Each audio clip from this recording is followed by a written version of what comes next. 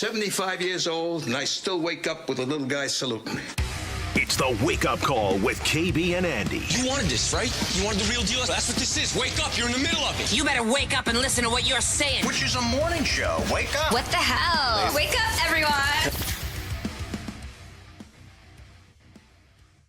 The Colts are playing on Thursday night football.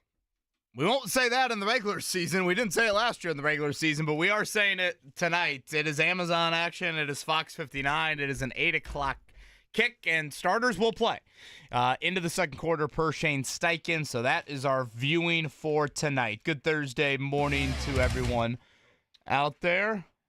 We good?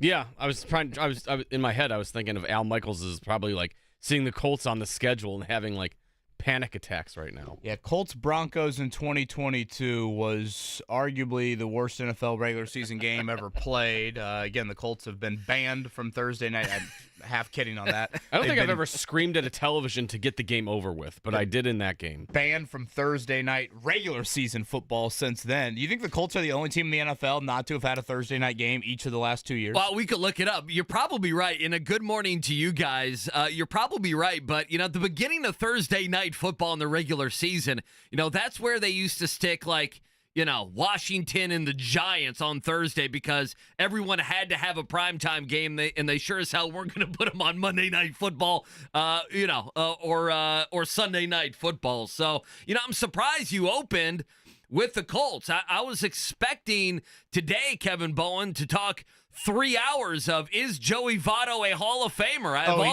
I have all my notes here for 3 hours of content. Well, there's zero debating that. He is certainly a Hall of Famer. Easily. Yeah. Is that a debate?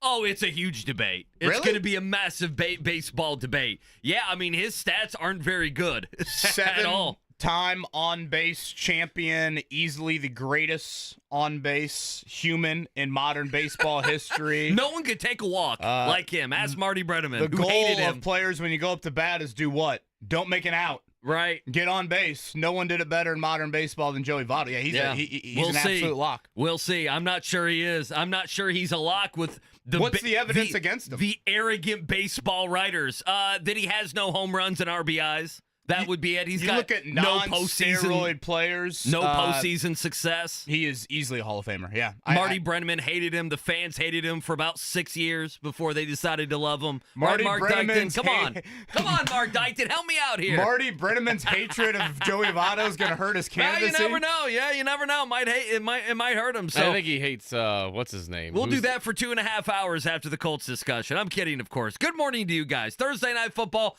I'm ready to go, and we're going to see a half of football from Anthony Richardson, or at least we better. I don't think Mark wants to talk baseball today. Do you, Mark? I mean, the Cubs. I would love to talk I've been some off baseball. the Cubs train Baseball since today. June. I've told you they're not a good team. They just hover around 500 and don't do anything. June. Reds win, Cubs lose, Joey Votto slam dunk into Cooperstown. There's our baseball chat here on this Thursday morning. 13 hours away from Colts and Bengals tonight. Again, unfortunate that I think the Bengals won't send their starters out there, but I just believe that increases the standard for the Colts tonight. Certainly for that quarter and a half, you'll see the starters. Timing and accuracy for me with Anthony Richardson. You want to see the offensive line control. I think you want to see both trenches control that line of scrimmage. I think the defensive line has been really, really good here throughout camp in the preseason. You want to see that. Defensive playmaking, and every fourth down on Cincinnati's side of the field, Matt Gay, come on out. Spencer Schrader. Get on out there, fellas. You can go over that tin roof that my brother-in-law got kicked out of during my bachelor party. You can go over there and hang out there during the what'd he do? During the game. Just drank too much at the tin roof? Did he get up on the bar? What did he do? Yeah, I think it was You may not want to talk about that? Yeah, I think it was an engagement of the bouncer a little bit too much, kind of egging on the bouncer, like you won't do what you think you're going to do. Okay, I like that. Yeah. You won't do that. Those usually end poorly. For men who are not bouncers. If I can remember it correctly, which, albeit, certainly the guy that is having the bachelor party probably shouldn't remember it. Sure. I believe he got the heave-ho, so then another friend went to the manager and was like, that was BS. Our buddy shouldn't have got kicked out. And the manager was like, you're right. It's the bouncer's first day on the job. Wow, We're actually going to send him home. Oh, wow. You guys so beat then the my bouncer. friend looked at the bouncer and goes, you're gone. Well, And then the manager's like, dude, well, now I got to kick you out. Now everyone's gone. So I think we had to migrate to a different bar. So that's where Okay. Spencer Schrader Fair can enough. go tonight. Fair Bringing enough. it full circle, that's where that kicker can go tonight because Matt Gay needs to be kicking all night long. I think you said the thing that matters the most tonight, and that is, if the Bengals follow through, and obviously they are going to, and not be playing, their superstars, if you will, or their first string, then tonight we should see the Colts be able to get their starters out there, whether it be a quarter and a half, if, some of the guys, if you still want to see, some of the safeties, whatever it may be, go the entire half. Tonight there are expectations, are there not, that the Colts come out and they play pretty good football.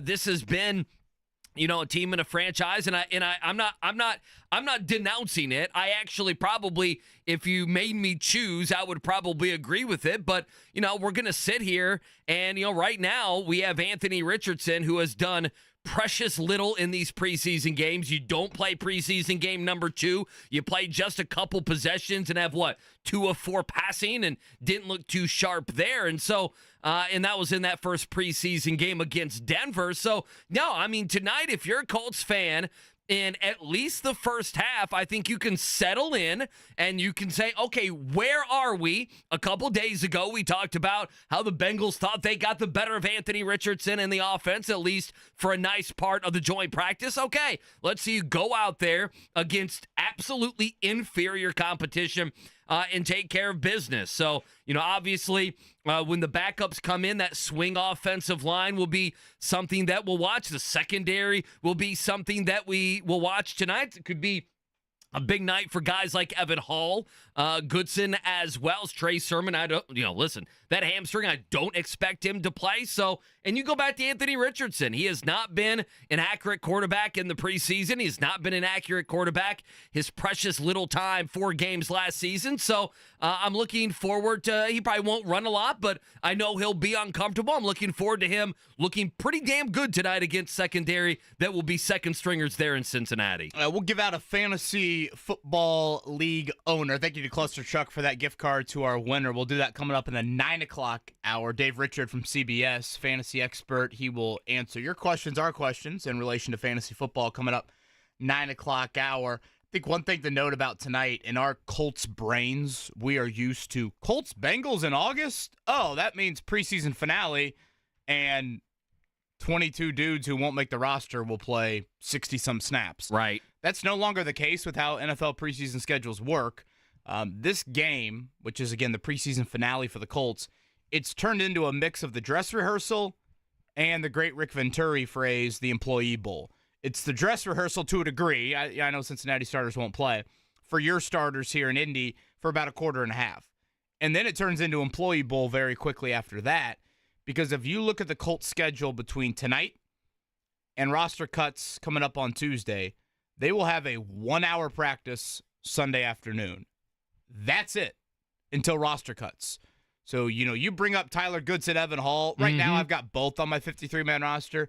But if you want to talk, Danny Pinter, you want to talk Ashton Doolin, you want to talk Isaiah Land. And again, we're getting into some of the deep depths of this roster. But for our Colts nerds out there that want to bask in a little bit of the who's going to make the 53-man roster, boy, if you don't make an impression tonight, you don't have any more time. No, it's done. 1 hour on Sunday afternoon, which I can't imagine will be the most meaningful hour of the month of August. I think another thing to note, and you can't ignore it, in that quarter and a half tonight, is it a clean bill of health?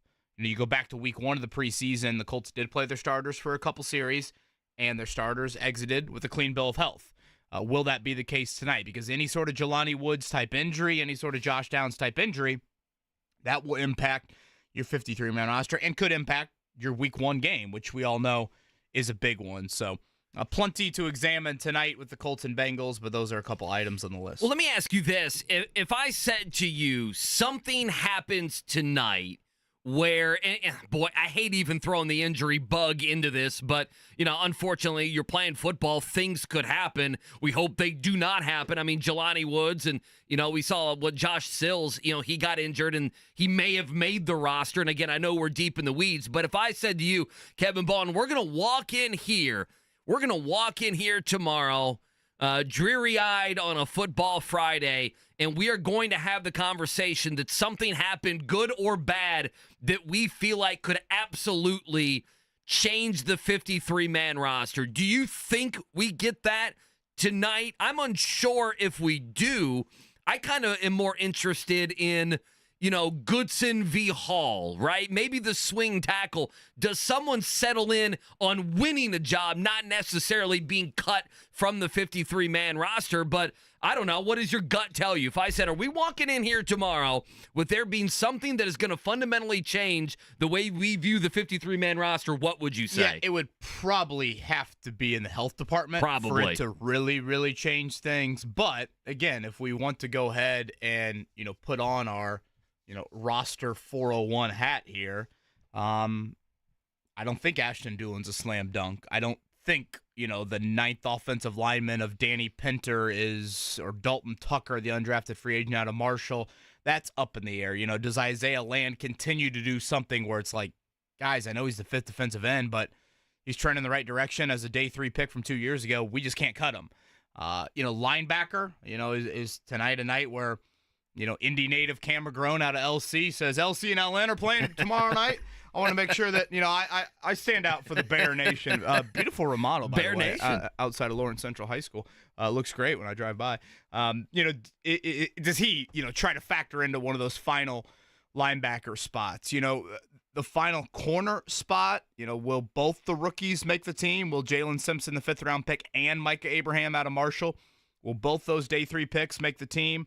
Or will Darrell Baker Jr. have another life with the Colts? So, again, it's a lot of in-depth stuff that probably a good chunk of our audience doesn't care about.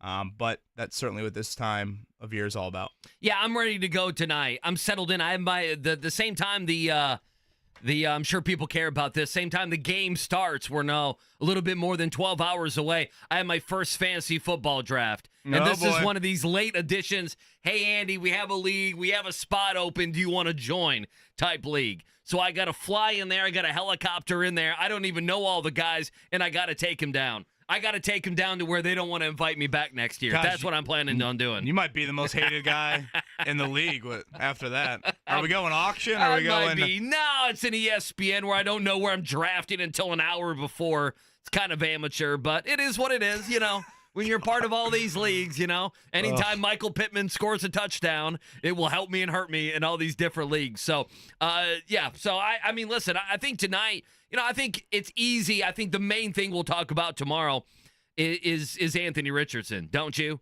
Will be his accuracy, how he looks. I mean, again, going back, preseason-wise, he's 13 of 29 this year and last year in the preseason. No touchdowns and an interception. Then obviously 50 of 84 in the regular season. So I am interested.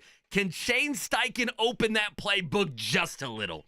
Can we just creak it open just a little bit so we can see a little bit more from Anthony Richardson? Or is it going to be, you guys are going to have to wait 2 weeks and change, and we're going to unleash everything that we have on September the 8th against Houston? Haven't had a Pacers-centric guest on in a while. We're about a month away, probably about a month and a week away from training camp starting. Tony East's going to join us coming up at 8:30. Anything now that the full off season's played out, he's keeping an eye on.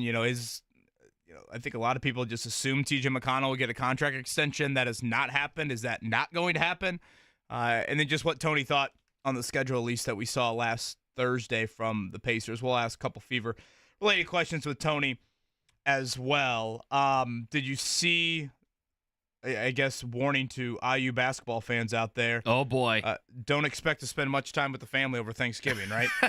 Why do you feel that way? Did you see the bracket for the battle for Atlantis with the Hoosiers? I saw it, but, why are you fearful? Come on, this is Mike Woodson. This is year 3. Well, I just mean the tip times. Right. Noon and 2:30. You're not really talking to Aunt Sally, are you, during the game, are you?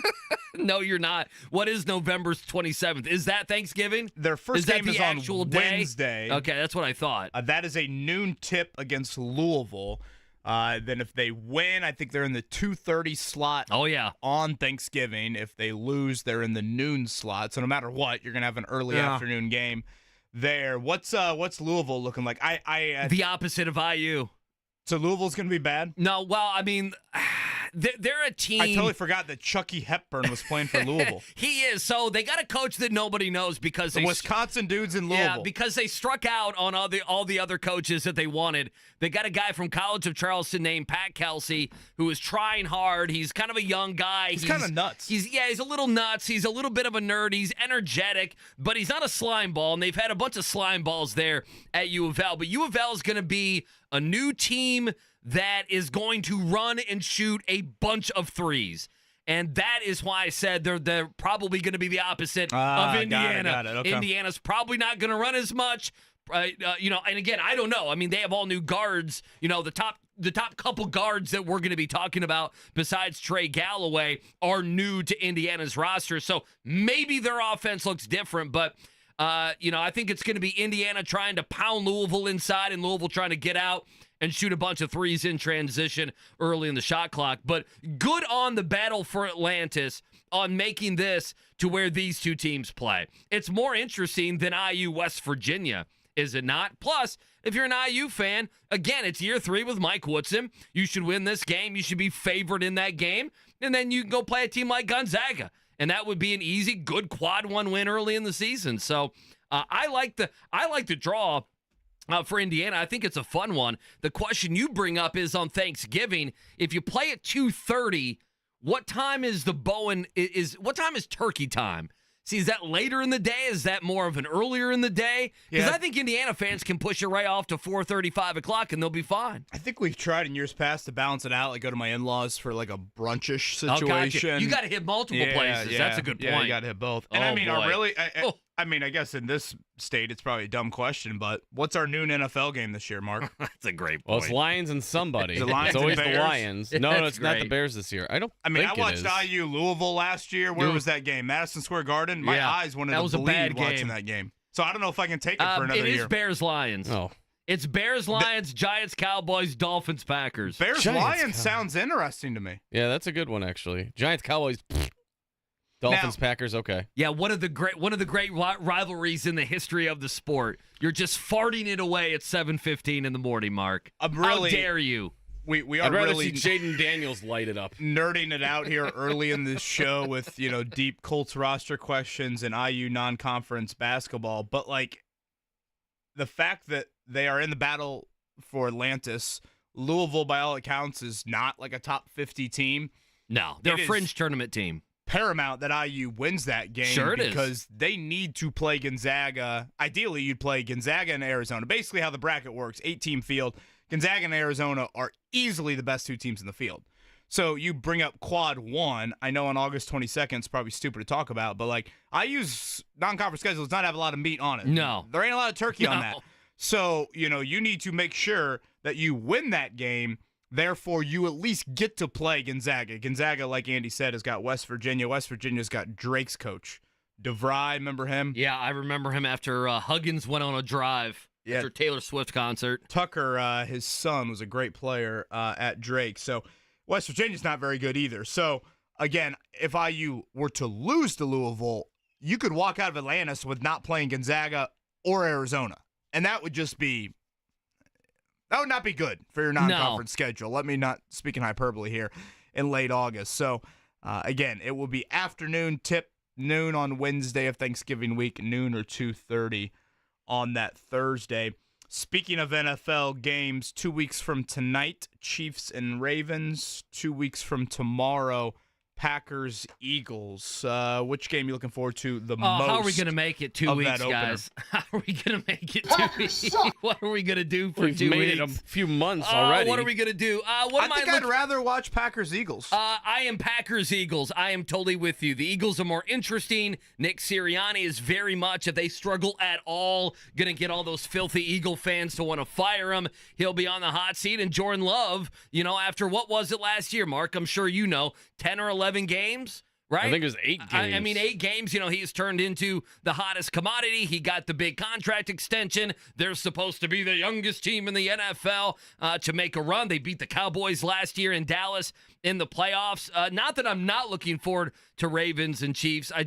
I feel like I feel like even if the Chiefs lose that game, they'll win 12 or 13 games, and they'll probably be in the Super Bowl, at least the AFC Championship. So I know Ravens and Chiefs is going to get all the love, but I'm with you. Packers and Eagles is more interesting. It's our Brazil game. It is Friday night. 2 weeks from tomorrow, and it's probably worth pointing out the Colts see the Packers. Then in week 2, that is Lambeau for the home opener. Man, I'm so ready for the NFL. I'm just so ready for the NFL. But looking tonight, you'll forward get something tonight. You'll to get tonight, something. yeah, You'll get yeah. a piece tonight. You'll get a taste of what they got tonight. Yeah, this is easily the best thing. I mean, boy, weirdly, I don't know. Week 18, obviously, Colts-Texans spoke for itself. But, I'm probably looking forward to this a lot more than some of those regular season games. Sorry, Gardner Minshew against the Carolina Panthers wasn't really doing it for me last year. What about the Patriots game? Even though it was overseas, what was it, 10-3? Was that the final? Was it 10-3 or 10-6? The 9:30 kick in Germany did something for me there. So, but hell, what? The Colts have one game, not at 1 o'clock on Sunday. Well, is that right? Basically, yeah. We got the Sunday nighter with Aaron Rodgers. Yeah. I think maybe if he's still around. The at Denver game might be a 4 o'clock kickoff, but this is like our only weird Colts kick time of the year. Well, you win some games, you make the playoffs. Perhaps you win the AFC South. Next year, you might have 3-4 games. Or if your Giants are good, maybe they'll flex Colts Giants week 17. They could do that. Don't count Weirder on things it. have happened. Yeah, don't count on it, but that might be the case. So we'll get you covered today. Again, Tony East going to join us at 8:30. Dave Richard going to join us as well, coming up in the 9 o'clock hour, fantasy football expert / insider for CBS Sports. At some point today, probably in the 9 o'clock hour, we'll give away another entry into our fantasy league. So busy here on this game day Thursday in Indianapolis. Coming up next, Joey Votto does call it quits. We'll get you scores from last night and much more. We'll get you ready for Colts Bengals. Morning checkdown. It's coming up next on this Thursday. Wake up call 93.5 107.5 The Fan.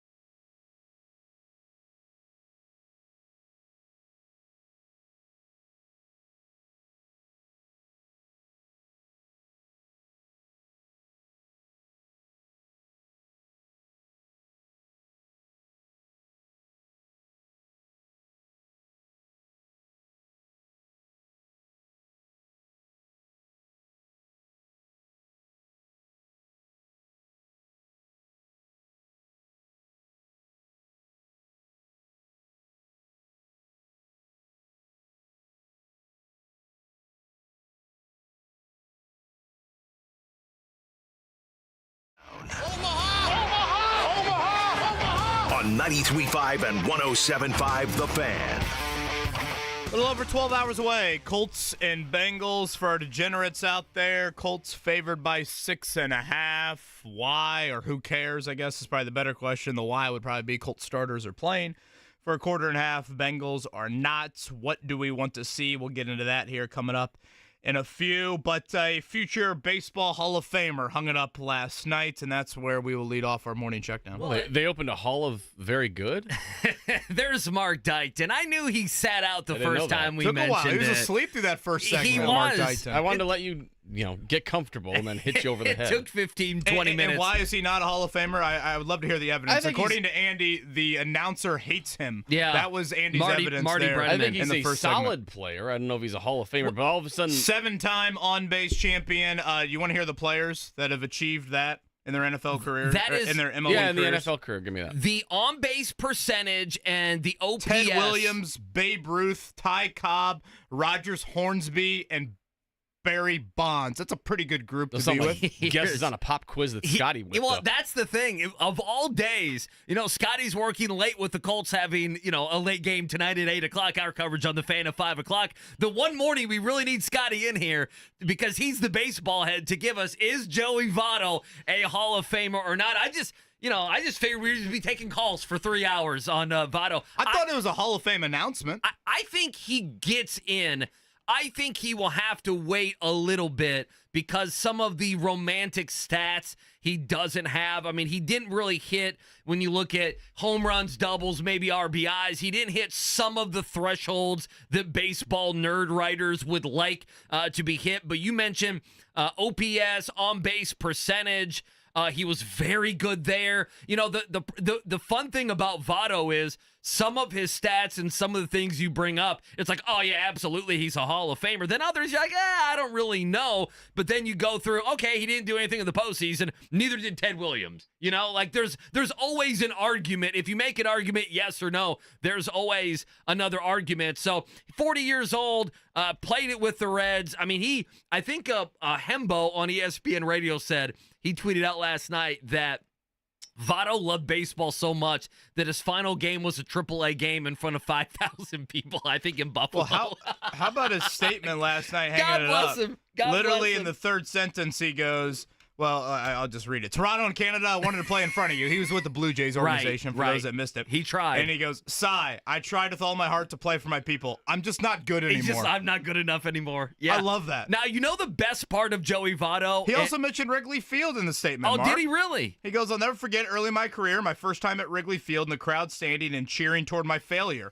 I remember standing at the plate, smiling and thinking, this is my home. I belong here. See, Joey Votto, eye test-wise, is a Hall of Famer, but it's that stuff. People that liked him loved his personality and the starkiness and the, going at it with fans, or, fans loved him. I think that's the thing that I remember. The other thing, and we need not forget this, Mark, I cannot believe you have not talked about this in 30 minutes of the show. The best Joey Votto thing is, you guys remember, he was ejected from his final game in Major League Baseball by some rabbit ear umpire who tossed him from the game. You guys remember that, right? Yeah, that should get him first ballot.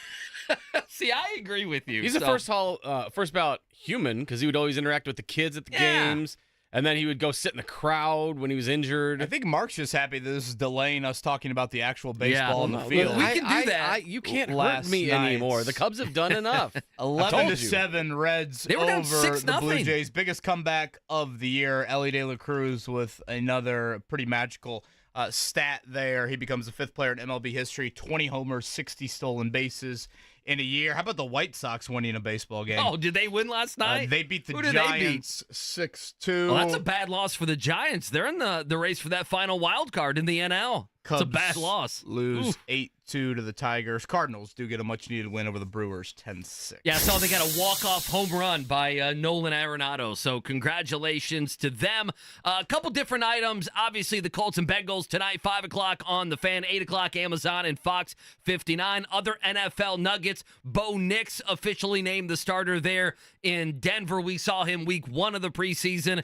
Seemingly, both preseason games there in Denver has had pretty good control of the offense. So I don't think that surprising at all. And then Big Ten-wise, KB, we'll just give you this one. Do you see Kirk Ferentz is going to be suspended for one game along with the wide receiver coach for doing something illegal in recruiting? So, I literally thought it was the embarrassment for lack of entertainment with their offensive football team. It was actually something serious? I didn't even know they had a wide receivers coach. Well, you got to block. You got to be able to block on the outside. Ferentz is going to be suspended one game. That one game. I'm nervous to ask who the opponent is. Illinois State. Mm-hmm. I was going to guess one of the Dakotas. I feel like some years they play one of the Dakota teams, and they actually make it somewhat competitive. 16-6. I can already tell you your final of Week 1. 16-6. Rookie quarterbacks. Colts scheduled to face Caleb Williams and Bo Nix. Those are the two, right? Yep. And I was wrong about Bo Nix. Have we heard a starter in New England? Is it going to be Jacoby? It's going to be Jacoby. Not going to be Drake May? Yeah. I mean, they're sitting Jacoby out of preseason games and everything else. So 3 rookie starters. Jaden Daniels to be the third in Washington. Obviously, J.J. McCarthy out for the year. And Michael Penix going to back up Kirk Cousins. And like we mentioned, IU, their draw and battle for Atlantis will be Louisville there in November. So a team they should beat, but a team they'll need to beat if you want to move on. Again, high school football going to get underway tomorrow night. Thank you to Kyle Nenrep. He joined us yesterday on the show. On our airwaves, it'll be Eddie Garrison, Jim Leisure. That is LC and LN. And that one, I think we'll have Greg Rakestraw join us tomorrow. I believe he's headed there as well. Westfield Center Grove, marquee game. Certainly Ben Davis Cathedral. I think Kyle said he was heading there, if I'm not mistaken. Chittard Burbuff. So you get some pretty good games here in Week 1. The weather looks pretty nice here coming up tomorrow night as we get high school football under. Does Rakestraw sleep tonight? No. I mean, is he just injecting high school quarterback stats into his brain for 12 hours? Isn't he doing the post-game show too? Yeah, that's a fair point. Yeah, he might be just. Is he good for tomorrow, Mark? I think so. I guess we'll find out. To join us, that's what I'm getting at for those people. He might join us in studio. He might just spend the night. Confused by that. The number 1 teams in the state for high school football heading into the season. And this is by class, biggest to smallest.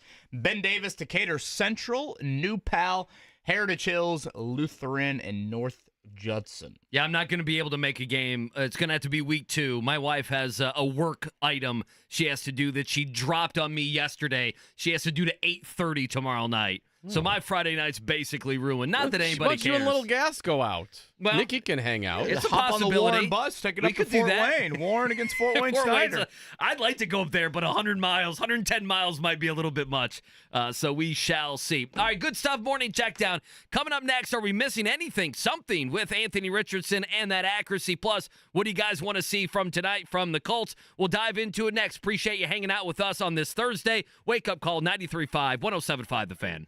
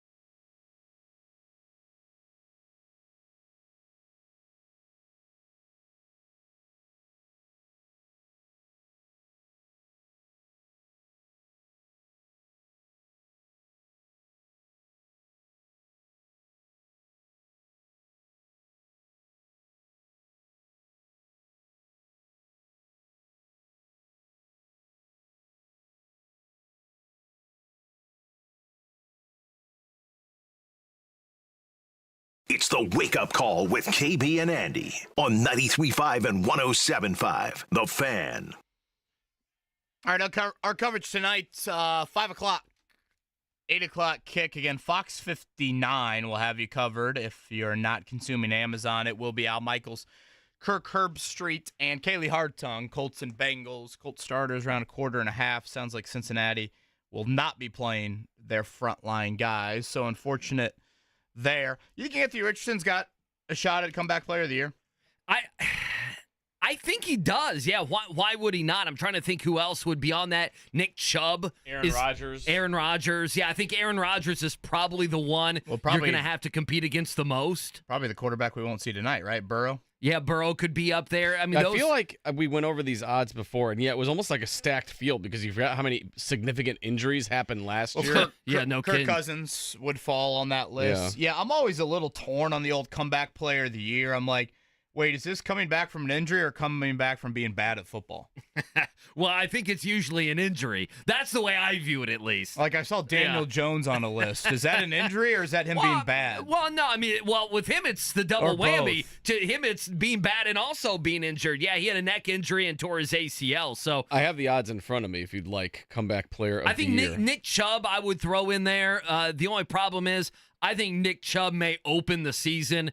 What's it? What's the list? The injured reserve list. I forget the PUP list, to where you would miss the first 4 games of the season, and they have 2 or 3 other running backs that we know they'll use there. So he may not have the numbers, but yeah, sure. What are the numbers? Because Anthony Richardson would be in the top 4 or 5 out of it was 9-1 last I saw. Does that sound right, Mark? It has gone down. Joe Burrow and Aaron Rodgers are your favorites, tied at plus 200 each.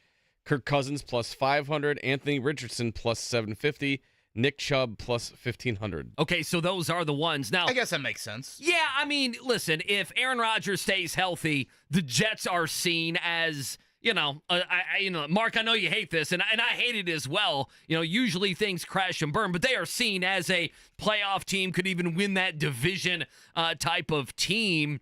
Better Joe chance Burrow, the Jets or the Dolphins to make the playoffs? Better chance Jets or Dolphins. I would go with the Dolphins still, probably. Dolphins get a lot of wins early on in the year.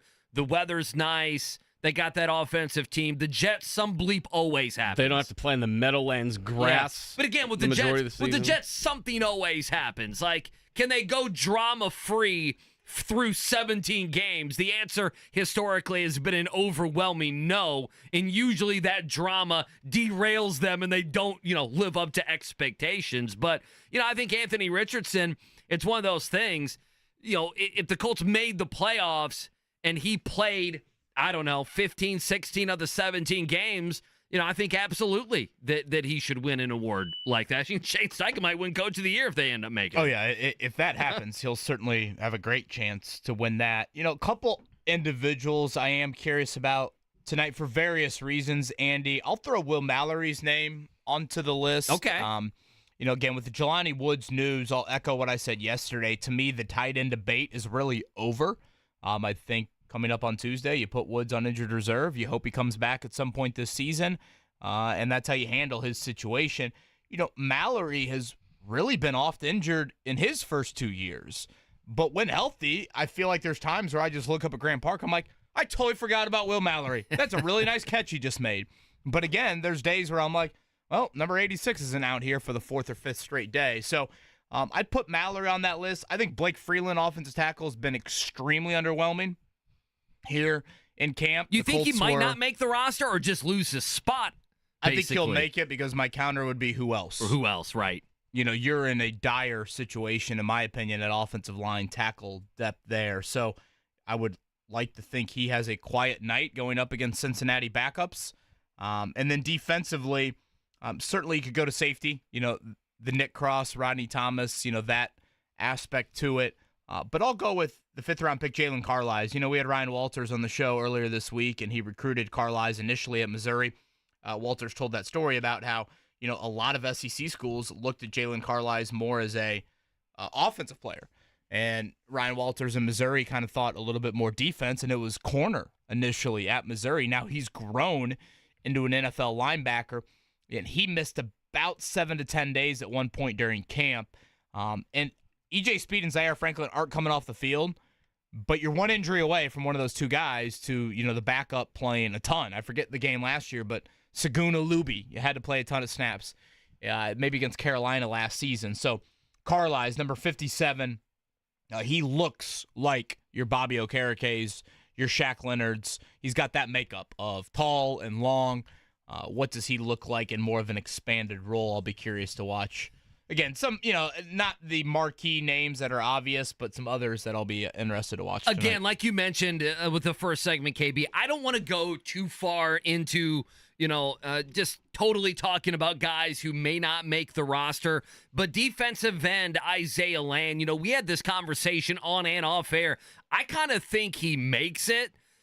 Is that, I don't know if he's too much of a random guy to talk about in the 7 o'clock hour, but, is that a guy, do you think, they can slip through and get him on the practice squad if they don't have room on the 53-man roster? Probably I don't know. Risky. Dallas tried to do the same thing last year, and the Colts claimed him. Right. So, he had a couple of moments last year. So, yeah, I've probably moved him into my 53-man roster, making it. And it's a premium position in the NFL with the edge. That matters a little bit more than a safety or something like that. So, again, our coverage tonight coming up at 5 o'clock. Reminder, 8 o'clock hour, 8:30, Tony East is going to join us. I wanted to ask you something, KB. Listen, you might roll your eyes at this. We are third preseason game. We'll get more data tonight. We're going to have a couple weeks to talk about things as it pertains to leading up this season. The accuracy of Anthony Richardson.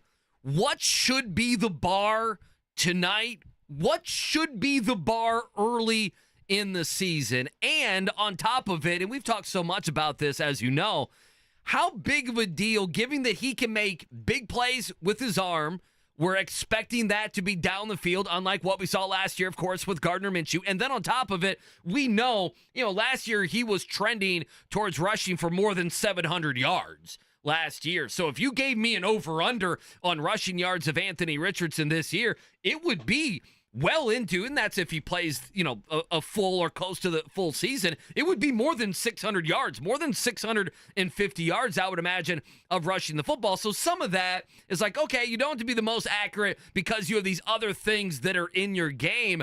But how big of a deal is that? I gave you the numbers in segment number 1.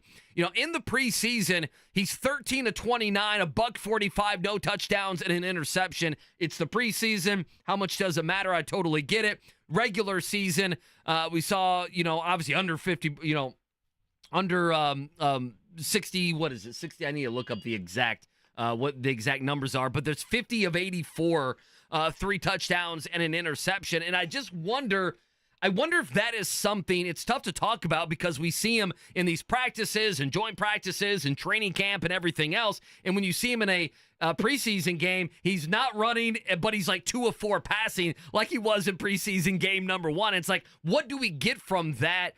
The accuracy thing, I'm trying to decide how big of a deal is it, and is it a big enough deal to where when we get into the season and we actually start to analyze Anthony Richardson, how much of a conversation piece do we think it's going to be? And how much better did he get in the offseason? How much better does Shane Steichen think he can get with that? I think it's something I'm watching tonight, but I happen to think outside of the safety debate and the 53-man roster and who's going to be the swing tackle and all these different things, I think the maturation and the accuracy of Anthony Richardson, we need not forget that, boy, he never got to last year kind of go through a lot of low moments. And I'm wondering how much, and this will be a conversation for the 2 weeks between, obviously tomorrow and the beginning of the season, how much do we think that will be a conversation piece that will flip it to, okay, let's move everything else aside. Now let's talk Anthony Richardson. Does that make sense? Well, it does, but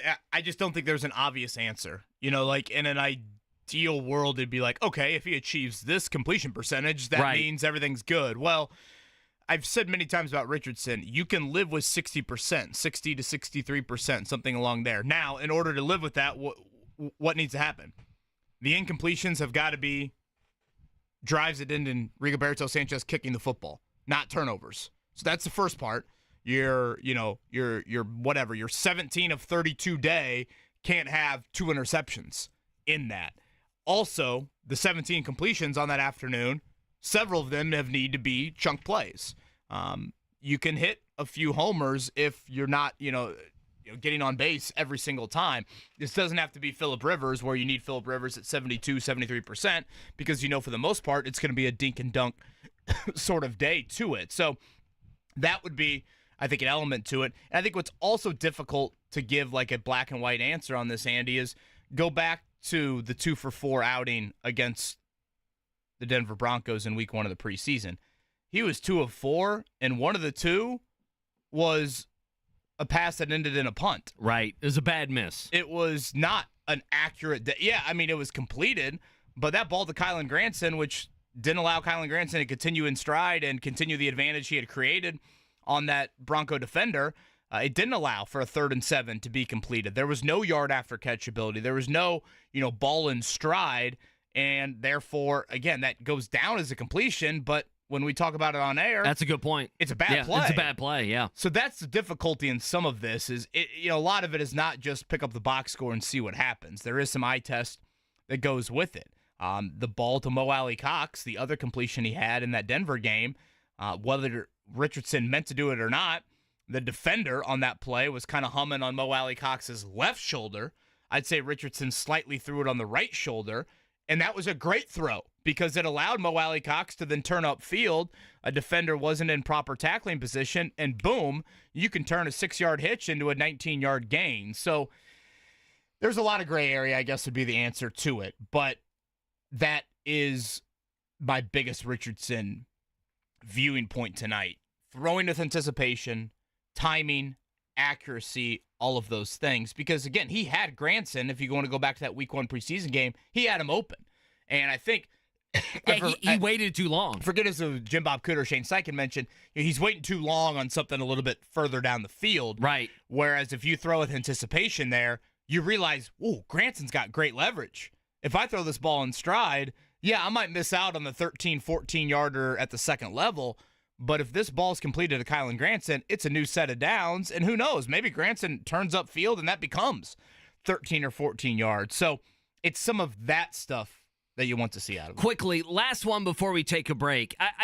The reason I bring it up is he played 4 games and he played in the preseason, he played in training camp and everything last year.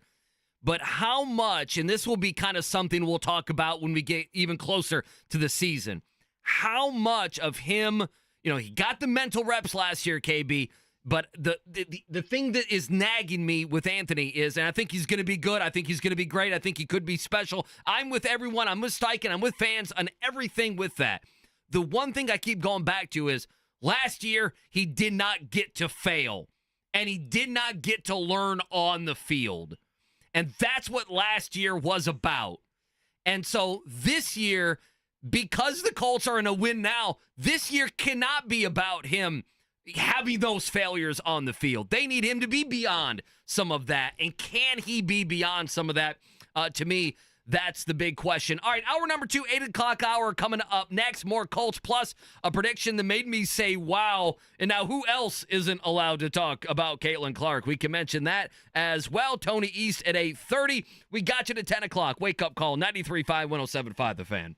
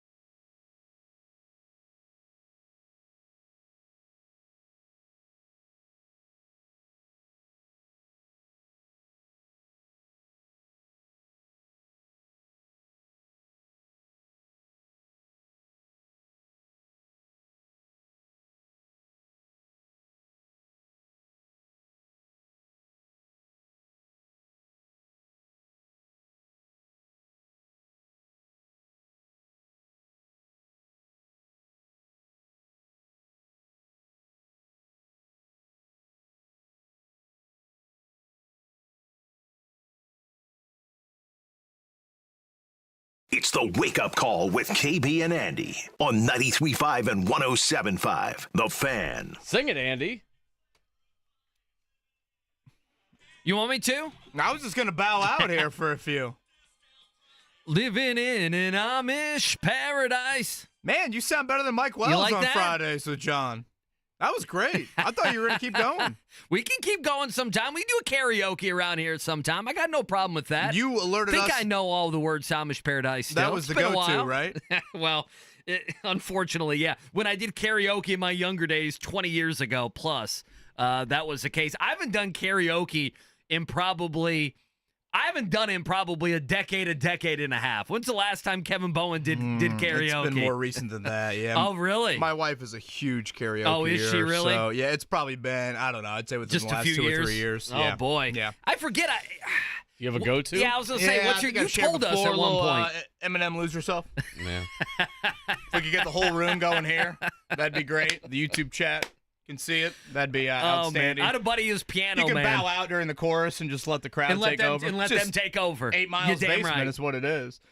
Dave Richard going to join us coming up 9 o'clock hour, CBS Sports fantasy football expert. I will admit I am a mediocre to horrible fantasy football player. Andy Sweeney, you strike me as someone that is far better, certainly is far more knowledgeable. Oh, I don't know about give that. us a fantasy football core belief or two from Andy Sweeney. Ooh, okay, a Thou core shalt belief. not draft a running Yeah. back until here. Thou shalt not take Malik Neighbors Sure, because his quarterback stinks until here. What are your core? You don't take a quarterback till this round. Okay, that one of mine would be, don't feel like you got to take a quarterback too early. In other words, depending on your scoring in your league. Man, Josh Allen's so durable. He's so dual threat. He's sitting right there. I know. Really got to resist the urge? I would say resist the urge just a little bit, okay? That would be probably my biggest one. Like, in other words, let me give you an example. I'm seeing Pat Mahomes. If Mahomes goes in the 5th round, well, what if I can get C.J. Stroud in the 7th round? So now I can go out and I can get, a starting running back and a starting wide receiver while this guy has used, a lot of draft capital on quarterback. So I would say don't fall in love with a quarterback. Do not draft a defense. Do not, I would wait on a defense as well. Maybe you could say if there's one defense that sticks out, if you think the Jets is worth it. But again, you're going to need depth to your roster. So I would watch out on a defense and don't touch a kicker until the final pick. I have known people that have went too much. Remember Robbie Gould? Mark, you'll remember him. Nowadays, people are taking Justin Tucker early. Yeah, again, You could take Harrison Butker for on and off the field if you really want to differential. I bring up kickers. draw some attention to Did you see this?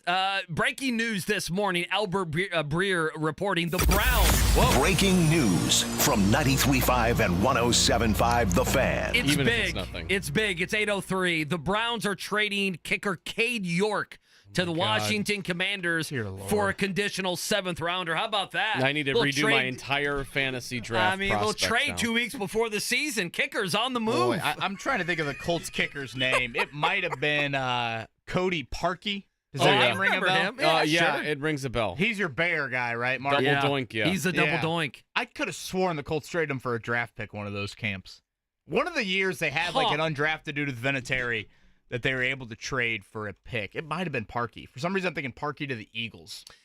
I would say the last, going back to fantasy, and then we'll move on. The other thing is, know what you're going to do with a handcuff. For instance, if you do draft Anthony Richardson or even Mark's guy Aaron Rodgers, do you trust them to stay healthy? If you have a running back, but there's a little bit of running back by committee, or maybe the guy's had some injury issues, where in the draft do you plan on picking up, their backup, if you will? So maybe Indy is a bad example because I don't know about you. I'm not totally in love with Trey Sermon, but So when you say handcuff, for our people out there that have no idea what you're talking about, the go ahead. backup. So like the backup to Jonathan Taylor. If you're going to take and Jonathan Zach again, Moss would have been it last year. Zach Moss would have been the better example.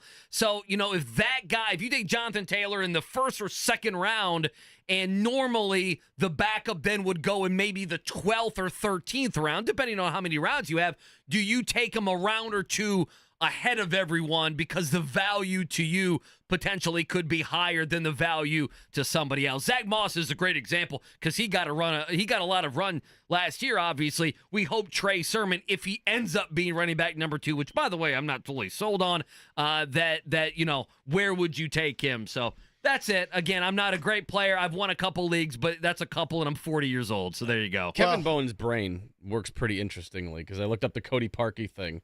It says after going undrafted in the 2014 NFL Draft, Parkey signed with the Indianapolis Colts. He was then traded by the Colts to the Philadelphia Eagles for running back Dave Flowen on August 20th, 2014. Gosh, I was thinking it was a draft pick. Dave Flowen. Ryan Grigson dialing up his Eagle boys. What year was that, Mark? 2014. Look at that. Last time the Colts won a division title. Wow, the See, double the doink. more kicker depth you have, I know. it can lead to that. Tony East can join us here coming up in a little over 20. No TJ McConnell contract extension. Are we there yet? Are we done with any Pacers stuff here this offseason? A little over a month away. Just some stuff to throw Tony's way. We really haven't had Tony on in a while, so look, always enjoy our conversation with him. Tremendous insight there. Anything stands out schedule-wise. So Tony going to join us here in about 20. You had a Pacers thought that caught your eye? So yesterday, we are inching closer to the season. We talked about this. We get so engrossed around here, and rightfully so, on the NFL, little college football, and everything else. So yesterday, ESPN, they put up their predictions, and they have 14, 15 different NBA insiders / experts, and, they compile everything, and they basically spit out the numbers of the ranking in the Eastern and Western conferences. And so, I immediately, boom, you hit that. I'm a sucker for those things. Hey, our season predictions a month out, training camp hasn't started. Boom, I'm going to click on that. And so at the very top, Kevin Bowen, they have the contenders. And, they have 6 teams listed. And of course, those are the 6 teams that are in the playoffs and not in the play-in tournament portion of the postseason. And they have the Celtics at 1. I'm thinking, okay, no problem there. And now look, and they have the Knicks winning 53 games and all their injured players. And I go, okay, the Knicks, I understand everyone's going to love the New York Knicks. And then the Sixers at number 3, and Paul George comes over there. And then Cleveland at 4, and okay. And then the Milwaukee Bucks at 5, and then we get down to 6. They have the Orlando Magic. And I get down to 7, and that's where they have the Indiana Pacers. As their predictions, all put together, the average is the Pacers win 46 games and are the 7th seed in the Eastern Conference. And, of course, the 46 games would be less games than they won last year when they won 47, and it would obviously be under the over-under right now that's out there for the Pacers. And I felt like I think there's a couple things. I think, number one, that is a huge disconnect locally and nationally. Sometimes the local view, I know you guys dealt with this with the Colts for so many years. Like you knew you would roll out of bed and Peyton Manning and company would win 13 games. And like the national people knew it, the local people knew it, everyone knew it. And so everyone was lockstep. And then sometimes national and local can very much differ. And I think in this case, they do differ. And I think the expectation along with it for the Pacers, them being a 7 seed, and of course last year it went down to the final couple games of the season on what they were going to be, where they were going to be. I don't expect this team to be in that position, quite frankly. And I think, you could say it's disrespect. Sure, you could do that. The 7 seed would mean that this team underachieved, that this team had guys that just didn't show up, or, some of those young players didn't mature the way that we're kind of hoping they did. And on top of it, maybe you have some injuries. When you talked about Tyrese Halliburton having the hamstring injury, perhaps even with Team USA, the groin injury, injuries, poor play. I don't know what it would be, but I find that to be a big disconnect between local and national. You know, we've talked here about them being in that top 4 or 5, them being better than the Orlando Magic, them being better than the Cleveland Cavaliers. So I saw it yesterday, and normally I'm not too surprised. I know Pacer fans are probably rolling their eyes because they're used to some disrespect, but I even looked at that. Pacers being 7th, not hitting their over-under, less wins than last year, the trifecta. I got to be honest, I looked at it yesterday, KB, and I was a little bit surprised by that. Yeah, I totally understand where you're coming from. I also think we have to be reminded, and I know you did a little bit there, but let's focus a little bit more on what last year's standings look like. Right. The Miami Heat were 2 games away from hosting a first-round series. Instead, they had to go on the road in a play-in game and ultimately drew the Boston Celtics in round 1. I mean, like, right.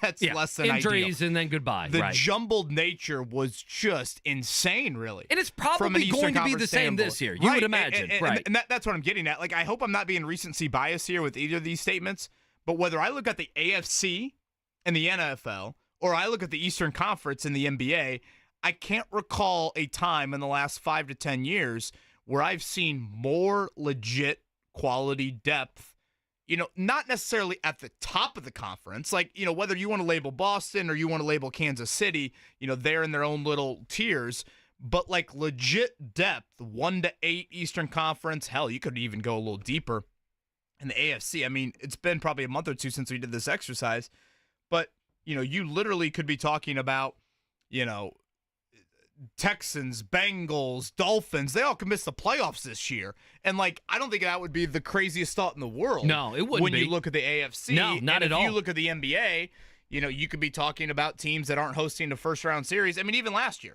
Philadelphia and Miami didn't host a first-round series. You know, the Pacers had, you know, by all accounts, a really good year, and they didn't host a first-round series. But then you look at the standings, and they were 1 or 2 games away from doing it. The Pacers played the Heat, I think it was on a Sunday in April, and I remember saying, like, this is one of the bigger regular season games the Pacers have had in a while because you knew it would be such a difference standings-wise. The Pacers and Heat end up being separated by 1 game. Mm-hmm. One game. So that game really mattered. The Pacers beat the Heat. Oh, yeah. That meant the Pacers got a banged-up Milwaukee team in round 1 versus Miami, again, having to go on the road in the play-in and ultimately drawing Boston in round 1. So I get that when you see the headline, you're like, 7 seed? What in the world? No way. The Pacers are going to be whatever, a 4 or 5. But then when you look at the standings, you're like, wow, really 1 to 2 games could be the difference between all of a sudden a little bit more respect on the Pacers' name and, you know, not so much of respect on that. And it could be a season, honestly, where, you know, the Pacers maybe don't have as good of a record, but you feel like they're a little bit of a better team along those lines. So, I just think there's a legit quality nature to the East, and several of these teams obviously feel like they got better in the offseason. Yeah, one thing I hate is, and I hate this with Major League Baseball because of 162 games, and I think we've done a good job not being like this. I think last year, KB, when they lost games, whether it was to Washington or Portland or, you know, come up with another team that they lost to that wasn't as good as them, you know, we made sure that people said, hey, just because this game is early in the season doesn't mean that it doesn't matter. Like, baseball people do that all the time. Well, you still got 4 months of the season, and then you get down to it, and you lose out on a playoff by a game or a half game or a game and a half, whatever it is, and you go back and say, yeah, remember when we lost to, you know, the Mets or the Cubs or whatever it may be. And so I guess here's where I am. I'm not sure. Without having seen the product, could they be a 7 seed and us feel like, okay, the record and the positioning in the Eastern Conference isn't as good, but I feel like they are a better team? Is that possible, especially if you believe like the Knicks are better? You know, all this is on injuries too. You know, do we believe Philly last year, who finished 7th? Yeah, Philly, there's a chance, and they have them finishing 3rd here in the East, and all that is fine, but then Joel Embiid misses a month and a half, 2 months, and Paul George, you know, misses a month, and, you know, they lose a bunch of games. Speaking of your guy, Paul George, Did you see any of the charity basketball game he was a part of over in China? No, I did you not. see any of this? No. Mark, did you see this? Mark, you need to look this did up. not. You'll love this. So James Harden. Charity basketball game in China? It was yeah, that's what it was. So James Harden. What in the world? So James Harden is, look it up, Mark. James Harden is a big deal in China. I don't know if, he is. I don't I don't have anything for you other than he is. I will happily take your word for it. Well, Paul George went over there and played in some sort of pro-am or some. It was an actual game. Okay. And the dizzy runs from Beijing. The headlines are basically, these Chinese gentlemen locking down Paul George. Like and it's probably taken out of context, but there's a bunch of video of Paul George trying to drive on these guys from a China league, and he can't do it. He can't get by them. They pick his pocket. Well, it sounds like the Pacers might need to sign these guys. You're talking quality wing defenders? Hey, there's Do a we wing need to buy defender. him out of the Shanghai Sharks contract? The headline was mean. It was like, Chinese Uber drivers picking Paul George's pocket. I'm like, leave these guys alone. Oh, that sounds like Pacers fans They're clicking galore professionals. Well, on that. yeah. Biggest Colts defensive item tonight. We've talked a lot Anthony Richardson related. If I had to label Secondary, something right? defensively, you're going secondary? Yeah, to me it'd be secondary. The last week or so we haven't talked too much about the corners. I guess we didn't really feel like they got burned in that joint practice earlier in the week against Joe Burrow. Joe Burrow didn't score a touchdown. It was bend but don't break. They did have a couple interceptions. Dallas Flowers, if he ends up playing, is he a mess? Kind of the backups. We won't see Juju Brents, so it's going to be 2.5 weeks before we really hear about Juju Brents. For me, it would be secondary. And how much does Latu play tonight? I'm kind of interested in that as well. I don't know if I'm trying to be just something to counter you, but I might go to the front.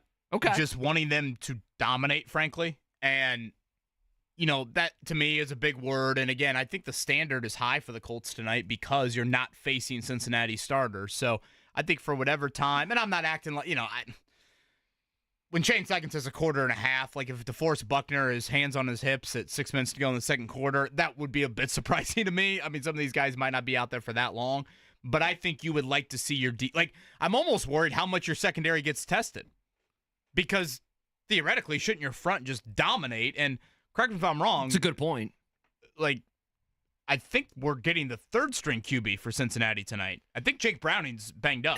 Yeah, you broke my heart. I was hoping to get some Jake Browning. I was curious if the girlfriend's Instagram you were looking at yesterday indicated any of that. But the Jake Browning and his girlfriend was still up in my browser on my iPad when I opened it at 7:01 this morning. So that tells you anything. Nikki had a work thing this morning too that kept you away from that.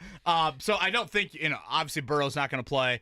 And, Rocky Lombardi and what was it, Logan Woodside, was that our other Bengals quarterback we could be looking at here. So I just think, yes, you are probably right. It's a secondary, but I think if you are a Colts fan tonight, the expectation should be your defense just whips that O-line so much that, again, there's not that serious threat from the opposing offense. So I think that'll be something. Are you good with my fourth down thought? I actually mean this for Richardson. If they get into 4th and 3s, 4th and 4s, 1,000%. I don't care. 1,000%. Run Matt Gay out there. Listen, I'm with you. Live in-game field goal reps to me right now mean a little bit more than Shane Steichen potentially showing his hand at a 4th and 3 play. If we come in here, whether he makes them or misses them, I am expecting in the top 3 or 4 things that we talk about coming from tonight's game to be Matt Gay.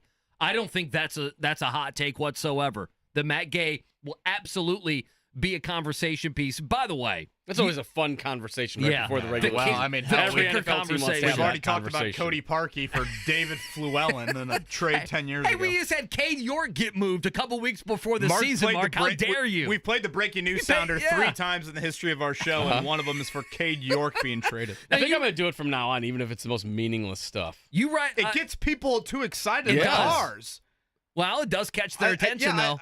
Are we trying to draw the listener, or are we trying to deceive the listener, or both? Well, it's like my dating life. You want to draw them in, and then you repel hopefully them they won't find out too much. Right. We usually want to deliver a little bit more on the breaking news. It can't. Cade York can't be on the other end of the breaking news sounder every time. The Browns have been juicy with headlines over the last few years. Yes, they have. I was somewhat intrigued, and then you said Cade York, and I wanted to go to the bathroom. You mentioned Rocky Lombardi and Logan Woodside. Those are the 2 names those are like the recruits that kids are getting on their college football game. Like the fake kid, like the fake Certainly recruits Rocky Lombardi. that people are getting in their college football game. Yeah. Rocky Lombardi and Logan Woodside. Yeah. A 4-star kid out of California. Hallis Lombardi. The name might sound a little millennial, but it's a true football family. You think Jonathan Taylor plays tonight? And if so, you think it's more than a possession or two? Would you play Jonathan Taylor tonight? Because I don't think I would. I got to be honest. My answer would have been different had I didn't see the first preseason game. I mean, Jonathan Taylor played, and didn't he carry it twice in that preseason game against Denver? No, he did. Yeah, he had a couple carries. 2 yards per carry. Everybody. That answer would probably be a quick no for me had I not seen that. I don't need to see him, I guess, but I don't know. It's not like you're seeing Trey Sermon either. I know. I feel like out of all the guys, which, some might argue that means Taylor even more important. Well, so I don't know if Trey Sermon, though, is in this, he's certainly not Zach Moss. I don't think – do I think Trey Sermon's the backup for the Colts? Yes. Do I think he's a backup that needs to be treated like, carry him out of the stadium sort of thing? No. I mean, I think Evan Hall and Tyler Goodson are not that far off from him. Well, one thing we've talked about it, and I've asked you, why is it because of the past relationship there in Philadelphia with Steichen?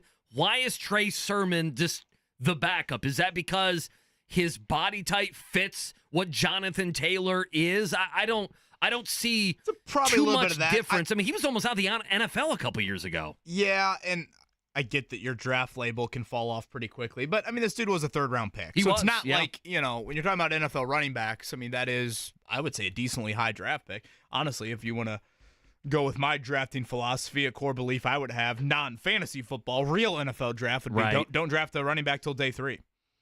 That's kind of how I view the position because, again, shelf lives are so short. So, yeah, it's probably a little bit of that. I mean, I thought Sermon was fine last year when he got a little bit more of an expand. Was it the Pittsburgh game where him and Goodson kind of went off? Yeah, Pittsburgh was. For all the other guys on the depth chart, the Pittsburgh game was the game for those guys. But still, I don't think he is an overwhelming sort of backup. Again, speaking of fantasy football questions, Dave Richard from CBS Sports going to join us at 9. We will give away, we still need to figure out what or how, I should say, we are giving away the fantasy ownership, but we'll do that. We'll be down to 4 after that, Mark. Is that right? Correct, 4. Our draft 2 weeks from today for our fantasy football draft. 2 weeks from today, also the season opener. Chiefs hosting the Ravens. Tony East in a little over 5 minutes. Before that, let's go to the morning checkdown. The morning checkdown. Omaha! Omaha! Omaha! On 93.5 and 107.5 The Fan. All right, Joey Votto, let's lead with him. We've had some fun with Joey Votto. Is he a Hall of Famer? Will be debated, I'm sure, I got all one over more Cincinnati. On Okay, go ahead. Thank you to Dave from Greenwood from this. He shared a stat that we heard last night on the television broadcast when Joey Votto, it was announced he would be retiring from baseball. To use Joey Votto's words, it's because I'm not good anymore. This stat, Joey Votto, only the second player in MLB history to have 300 homers, 1,000 RBIs, and 2,000 hits. Would you say the third? The second. The second. Who was so the first? So far, your guys' evidence on him not being in the Hall of Fame is because Marty Brennaman hates him. People keep on saying he doesn't have enough homers and RBIs. Is that the only criteria to getting into the Hall of Fame? He literally got on base better than anybody in modern baseball. Yeah. He's a Hall of Famer. I'm not anti him being in the Hall of Fame. I think he's going to wait a little while. He has very similar numbers to guys who are in and guys who are out. He has similar numbers to Kirby Puckett, who's in, and then he has similar numbers to Lance Berkman, who's not. Joey Votto's just an interesting character, with the Hall of Fame debate. I would say as well, him not being attached to any steroid stuff. You talk about things that matter the most. That might matter the most. So, Joey Votto retires, 40 years old. He will, 17 years. Mark would be foaming at the mouth right now saying he should be in. He's been good, but I'm just saying the Hall of Fame itself has become the Hall of Very Good, where Scott Rowland's in there. I've never watched Scott Rowland play and thought he was a Hall of Famer. There goes So our Jasper Joey listening Votto will audience get in. right out the door. Joey Votto will get Sorry in. to my brothers-in-laws, the Kremp family. That was Mark Dykton saying that, not me. Hey, how dare you? Scott Rowland has built beautiful facilities in Jasper, Great. Indiana. That's Slick fine. I'm County just third saying. baseman Scott Rowland. That's fine. I'm just saying. 2010 MVP. You need to remember that with Joey Votto. Won the Gold Glove in 11. Quickly, he put 5 seconds on Instagram last night. Here's Joey Votto saying, guys, I'm finished. I'm done with baseball. That's it. I'm done. I am officially retired from baseball. Was that in his Uber ride afterwards? Yeah, did you see his tweet about the Uber? Oh, no, I did not see that. So he gets the Uber ride to, well, I guess that would have been Toronto's ballpark, right? Okay, Because the Reds were playing there. Right. He goes, driving to the stadium right now. My Uber driver asked, are you a player? And Joey responded, I said no.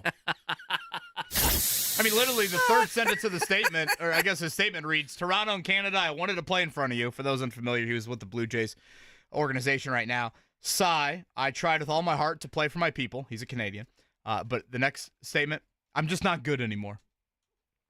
Poor guy. I was going to look up where Toronto is in the standings, and that is they're dead last in the AL East. I mean, they couldn't Thank bring the Lord the Reds won the they won that series. couldn't bring up Joey Votto just to play in front of the crowd one more time. I mean, they are last place. They're 15 games behind the New York Yankees. That it's is like kinda Tucker wild. Barnhart. You can't bring him up for an at-bat so he can play in front of the people in Toronto. Is that what you're doing, baseball? You have 59 wins. You have less than the Tigers have, okay? I mean, you'd literally be third or last in every division of Major League Baseball. But we can't do that. We can't bring him up. One of our own we cannot bring up. White Sox won a game yesterday, 6-2 over the Giants. The Reds are back on track. Biggest comeback win of the year for them. The Cubs stink. And the Cardinals with a grand slam walk-off. Nolan Arenado with that one. 10-6 over the Crew. Yeah, a couple different little nuggets here. Bo Nix named the starter there with the Denver Broncos. I don't think that's a surprise to anybody. Kirk Ferentz, the head coach there at Iowa, suspended one game. He and the wide receiver coach, I guess something to do with a recruiting violation. That one game is expected to be when Iowa opens their season hosting Illinois State. So Kirk Ferentz will not be there Kirk for the... Ferentz and Mac Brown will be coaching when Max Bowen heads to college? Those two will never stop coaching. I would say Kirk Ferentz, yes. I would say Mac Brown, no. Although Mac Brown yesterday came out and said, I'm going to leave North Carolina when I'm ready to leave North Carolina. Isn't that what Mike Woodson said to those hysterics? Which is basically what Mike Woodson said. I'll leave when I want to. Speaking of Mike Woodson, did he wag his finger at Scott Dolson? He did. Like was that what they said? Like Dikembe Mutombo. IU's going to get Louisville in that first game in the battle for Atlantis. If they were to win that, they could potentially get Gonzaga. If they lose, they might get West Virginia. So that's news coming out. And your elevator as well. pitch on Louisville. Someone acted like they're going to be better than I thought. I saw them like preseason like 50 or 60. Yeah, I mean, they're a totally new team. I mean, I think they replaced every player on their team, and they spent a good deal of NIL money to do so. My elevator pitch would be these two teams potentially could be polar opposites. I know IU is better now than last year at the guard position, but still is a big front court team. Louisville's going to be, hey, we want to go shoot 35 threes and run up and down the floor. So it could be a battle of contrasting styles, but if I'm an IU fan, you should win that game, and you should win that game handily. It's year 3, Mike Woodson. With what they spent NIL-wise, I mean, the expectation is IU should win that game. Plan Thanksgiving accordingly. If IU wins that noon game against Louisville on Wednesday, they probably will play Gonzaga the next day at 2:30. So not too bad. Alert the family members now. Yeah, not too bad. So, all right, let's take a break. Coming up on the other side, Tony East, it's been a while. What does he make of some of these early season projections with the Pacers? TJ McConnell, no contract extension. We'll talk about that and more. Tony East joins us next. Wake Up Call, 93.5, 107.5 The Fan.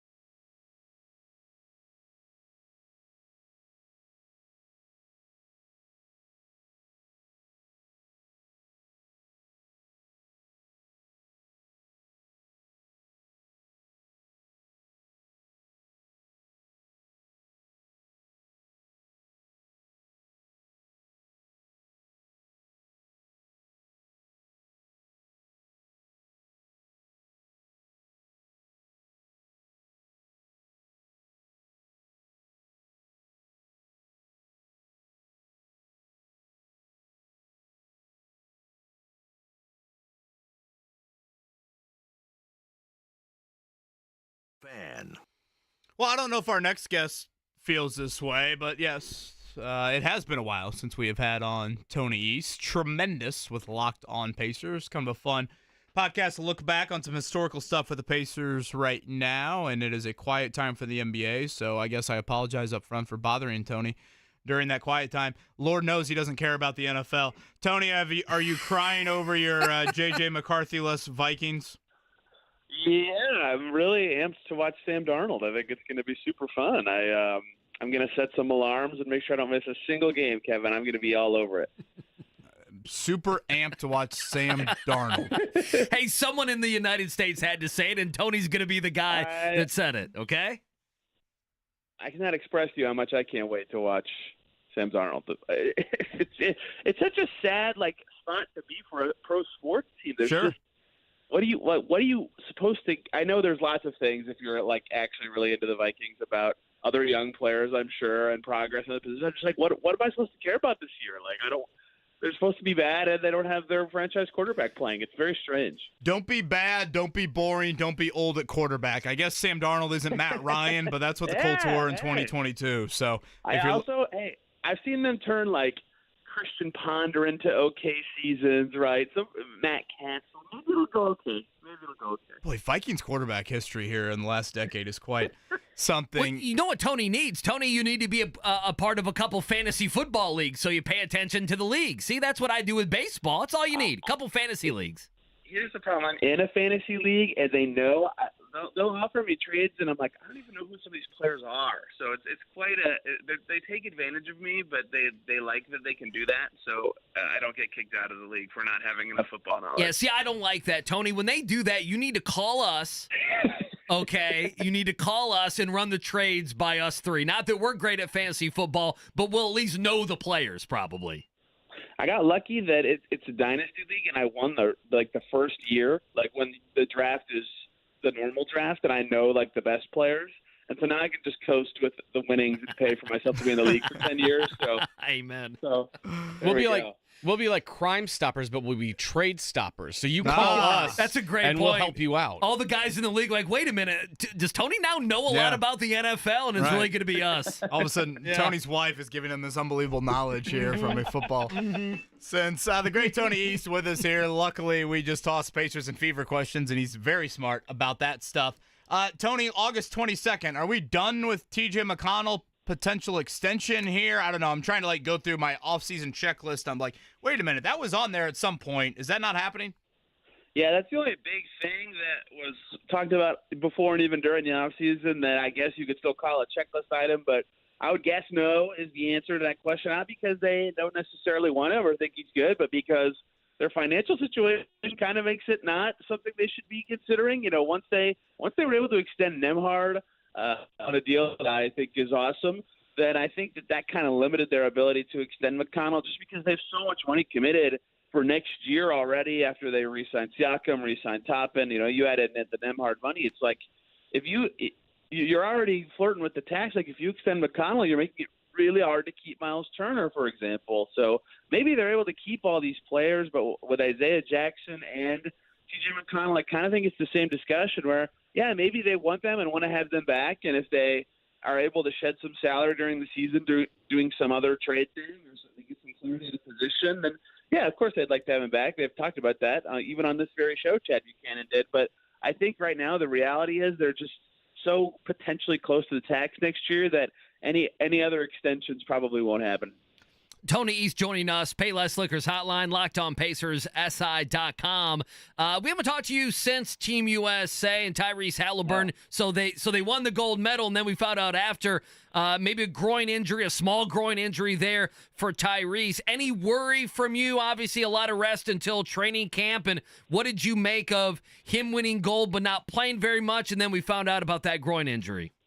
Yeah, it's never good, right? To hear about something like that. If you're getting it, you see MRI and you go, huh, what?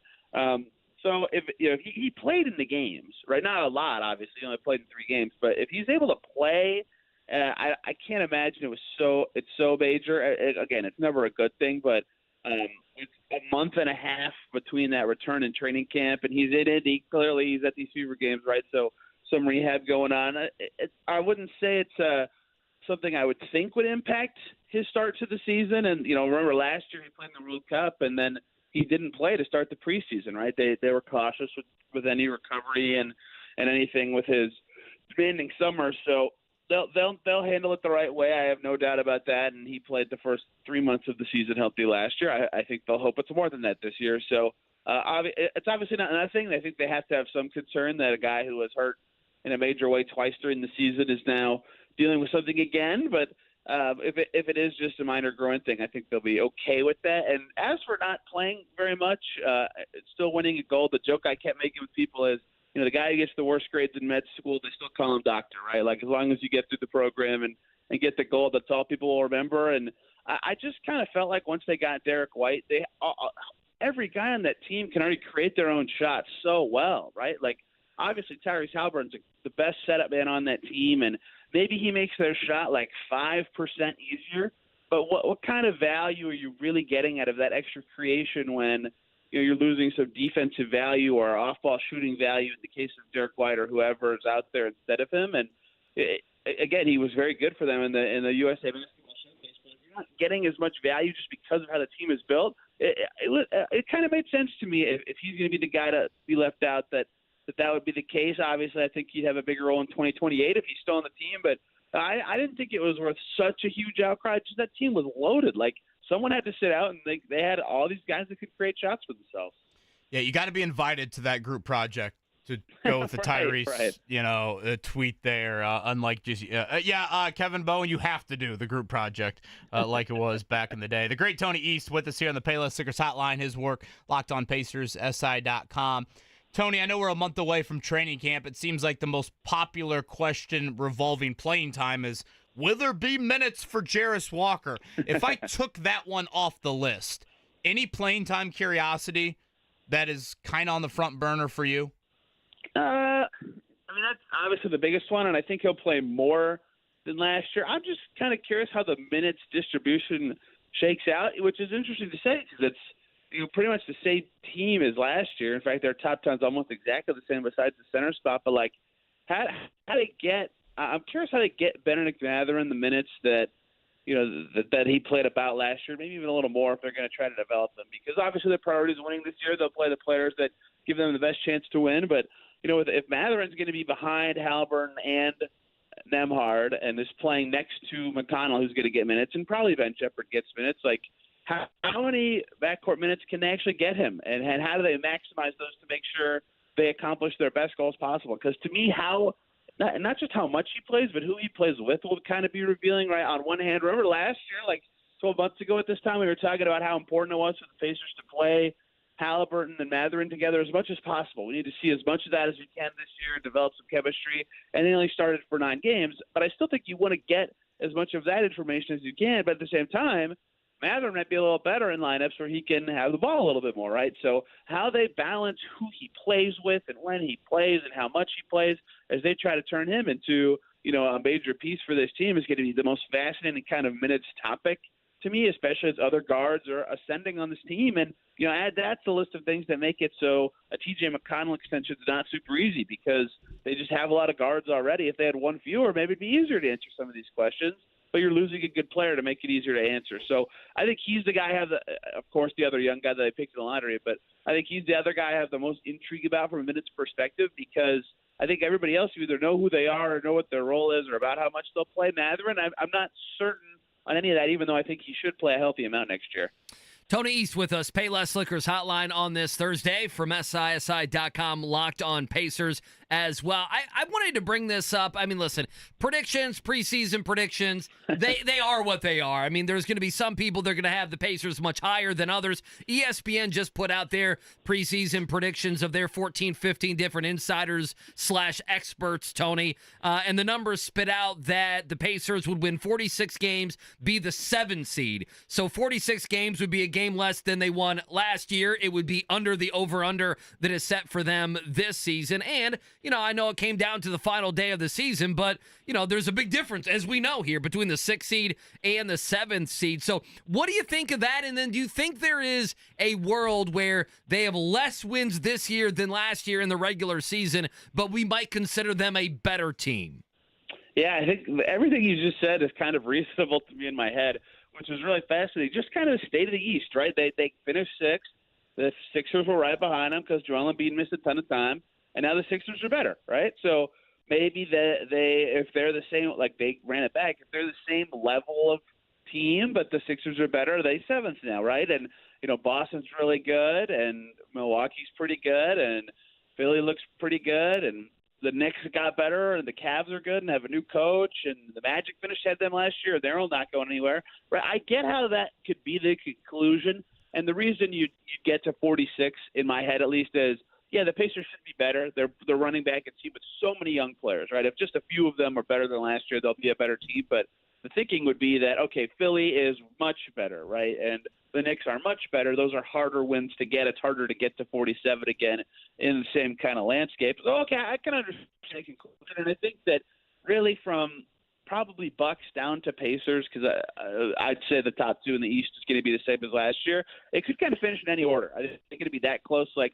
yeah, they clinched on the last day of the season, and I think that's fair to say. And look back at the standings last year, but also they were like 2 wins behind the 3 seed, right? The Bucks won 49. And we're not talking about a big gap here. So all those games against teams in that range are going to be totally fascinating. But I think it's possible the Pacers have a young team that gets better this year and young players that get better, and yet the state of the East and how tight it's going to be. And they close with Orlando, Cleveland, and Cleveland in 3 of their last 4 games.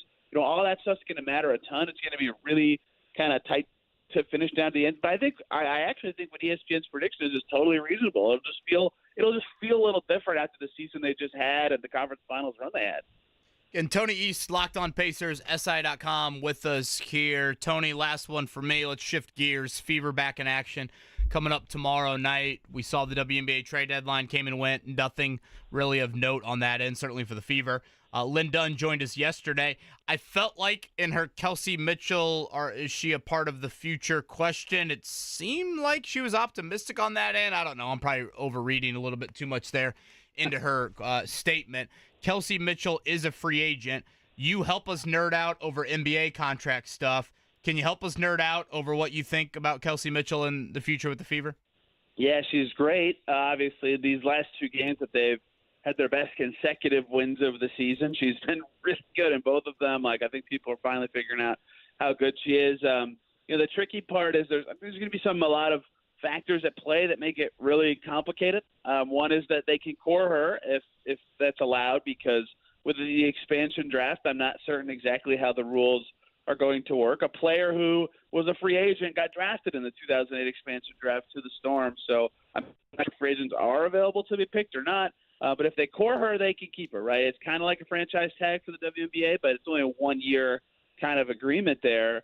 And if that does happen, the CBA is coming up soon in the W. Like, her salary could potentially be way higher in 2025. Even if they don't core her, I think she would want only 1 new year on any contract if they do an extension during the season or something like that. They have plenty of cap space, so she's good. I'm writing a story right now about her pairing with Caitlin Clark and how that duo has been so good recently, and she's been a model citizen for the Fever for a long time. She's been with this team for forever and is now a 2-time All-Star. But how all these overlapping factors of the expansion draft, of her finances and making the most money possible, of core values, and the new CBA kind of conflate makes it not easy to say that anything is the obvious solution to how this goes. But I think the Fever should want to have her back in their current stage of team building, and I'd be curious what Mitchell wants at this stage, but that's kind of the only factor I don't know about.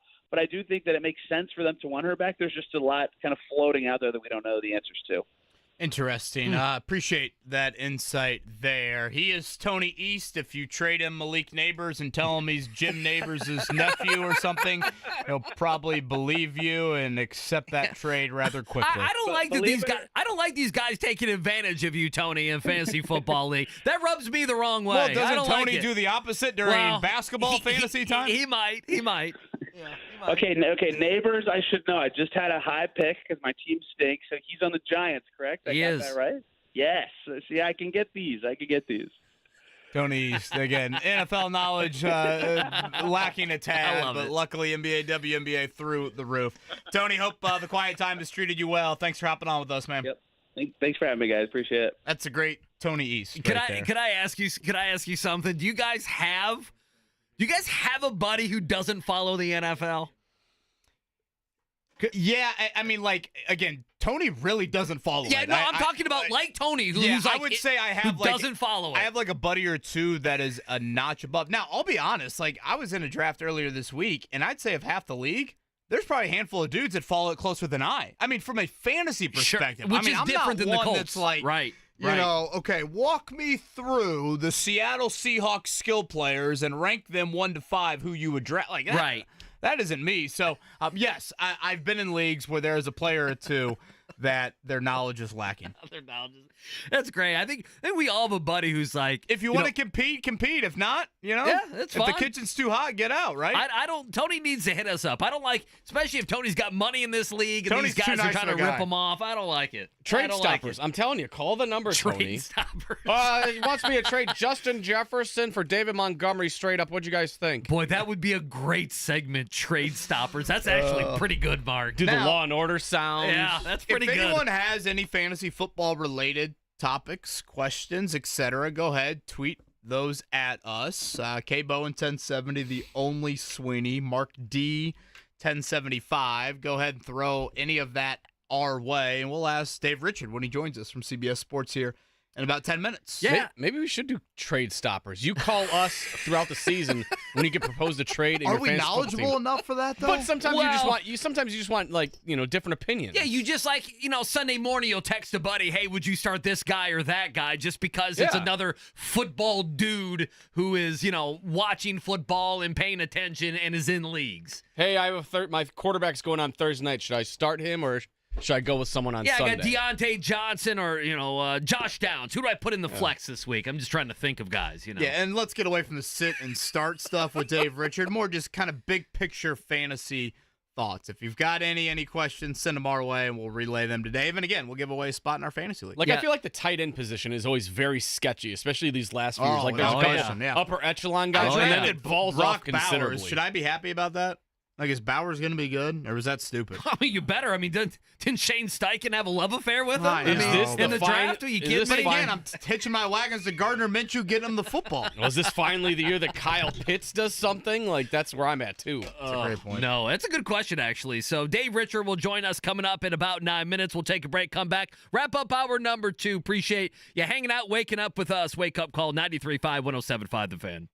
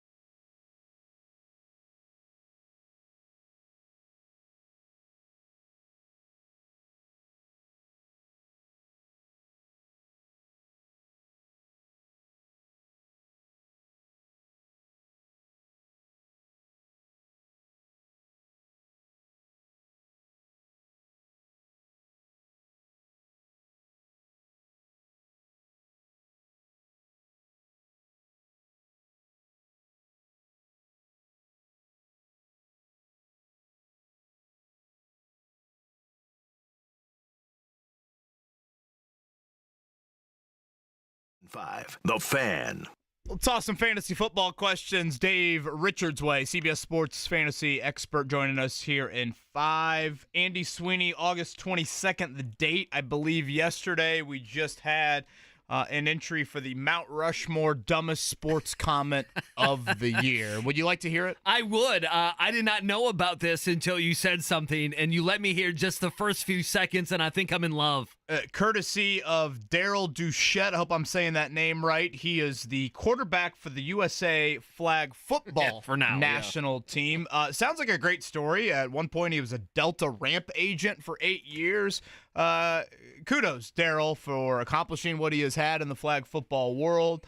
His comment yesterday in regards to potentially NFL players infiltrating the sport for the Olympics coming up in 2028 and where he sees himself in the quarterback hierarchy. At the end of the day, I feel like I'm better than Patrick Mahomes because of my IQ of the game. I know he's right now the best in the league. I know he's more accurate. I know he has all these intangibles. But when it comes to flag football, I feel like I know more than him. Mark, one more time. At the end of the day, I feel like I'm better than Patrick Mahomes because of my IQ of the game. I know he's right now the best in the league. I know he's more accurate. I know he has all these intangibles. But when it comes to flag football, I feel like I know more than him. He should have picked on someone else other than Mahomes. He should have picked on, like, Mitch Trubisky. He's like, I know I'm better than Mitch Trubisky, who's got a job this season in the NFL, or picked on Daniel Jones or Zach Wilson, or just quite literally anyone else other than Pat Mahomes. God bless that confidence. God bless Daryl is so true. The dude acts like flag football is freaking, trigonometry here. Like, you guys wouldn't get it. Mahomes you don't wouldn't think get Patrick Mahomes has been in some 7-on-7 sessions in his life? Yeah. He does know that the NFL does they do as much 7-on-7 in some of these practices than they do 11-on-11s. Daryl, I will happily take my chances with Patrick Mahomes and Team USA quarterbacking here coming up in LA. That's great sound. Who to draft, who not to draft, and much more. Fantasy football conversation. Dave Richard, CBS Sports. He joins us next.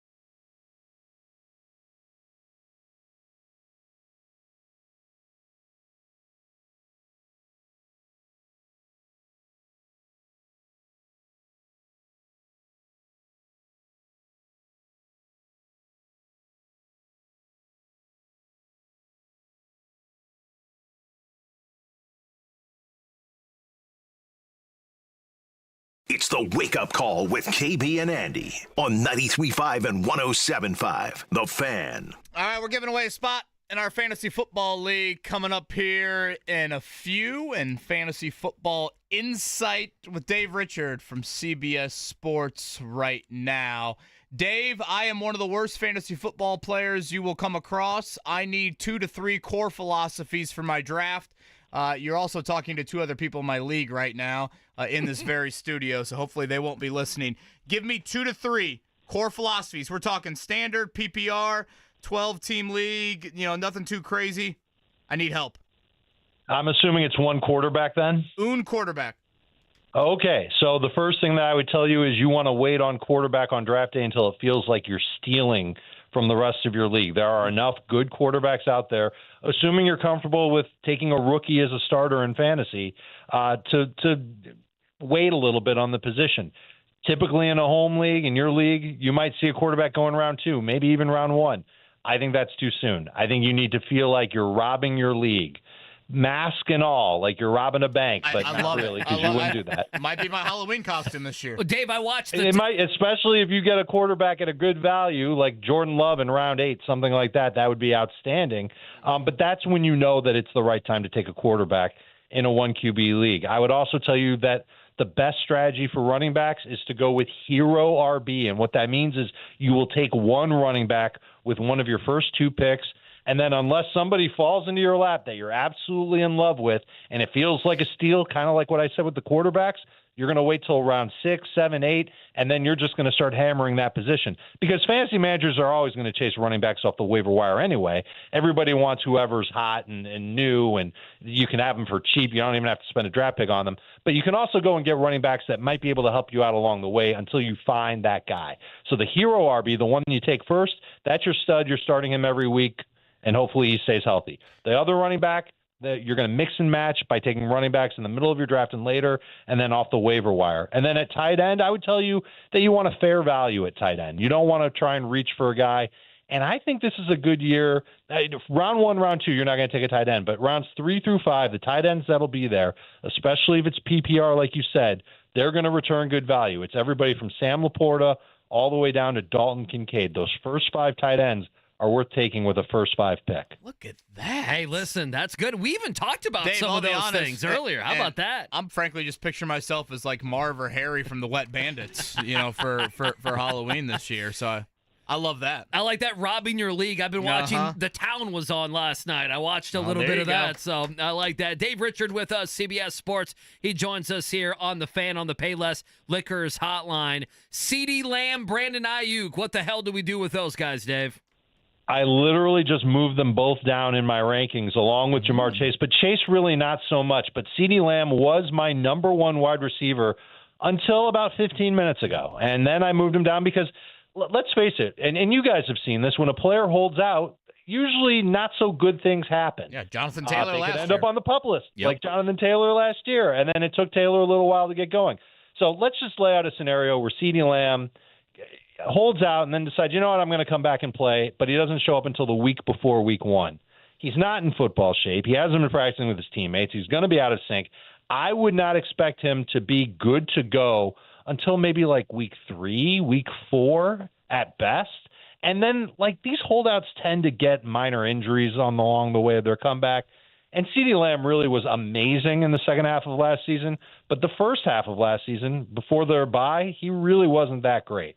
So he was good. He wasn't what he ended up being. Let me put it that way. I shouldn't say not great because that's doing him a disservice. He was very good. He got even better. Bottom line is this.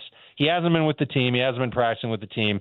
It makes me nervous. I look at him now as a mid-round 1 pick and not one that I'm super excited to get. But if he does come back after you drafted him, and he's got plenty of time to get ready for the season, then you should have expectations that he'll be the number 1 receiver. Ayuk falls a little bit, Chase falls a little bit, but at least they're with their teams.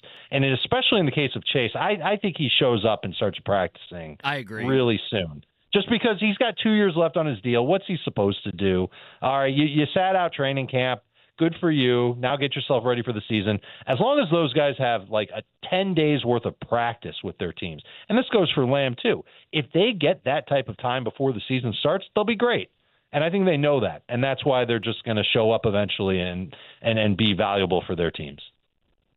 Outstanding stuff right now. Dave Richard from CBS Sports, fantasy guru here. He's sharing some of that with us. Dave, let's go here at the hometown team. You know, people want to pick players from the team that they love. Colts-wise, good, bad, what is intriguing to you about this team fantasy-wise? So let's start with the good, and that's Jonathan Taylor. He's just been steady for them when he's healthy, and I think he can continue to have a great year with great efficiency as long as Anthony Richardson's with him. I think about that backfield and that battery and how they can run the ball and what Shane Steichen can do to make them effective on the ground, and I think they're just going to cause all kinds of fits for defenses across the league. And this is going to be a team that runs the ball a lot and runs the ball effectively. And I think that that's just going to help Jonathan Taylor have one of his better seasons. Will he get 2,000 total yards? I don't know if he's going to go that, but I think he can get double-digit touchdowns north of 1,500 yards. I view him as a first-round pick. Debating him versus CeeDee Lamb in full PPR, I think it's easier to go with Lamb. But if Lamb's still going to hold out and it's going to be a week before the season, I think Taylor is the safer pick. So we might end up taking Taylor before Lamb. The rest of the offense, listen, Anthony Richardson has sky-high upside because of that rushing. But I've been reading what you guys have been saying out of Colts camp and how his passing hasn't been awesome from day to day, and there's been some inconsistency there, and that worries me a little bit. That means that he could turn the ball over a little bit more. And I was at the preseason game against Denver, and he was off target, and he was rusty then. And I would expect him to knock some of that rust off sooner than later, but expecting him to throw the ball as well as some other quarterbacks around the league, that makes me nervous. I think he's at best a round 5 pick and a starter in fantasy, but not somebody that you should, chase and take in round 3 or something like that and expect a top 3 season from him. And there's also the injury risk with the shoulder and everything else that's going on with him. I am out on Michael Pittman. I'm sorry to say it. I think he's a great receiver, but this is a team. He's never been their guy in the red zone, specifically inside the 10. I think he had 4 targets inside the 10-yard line last year. That's nuts.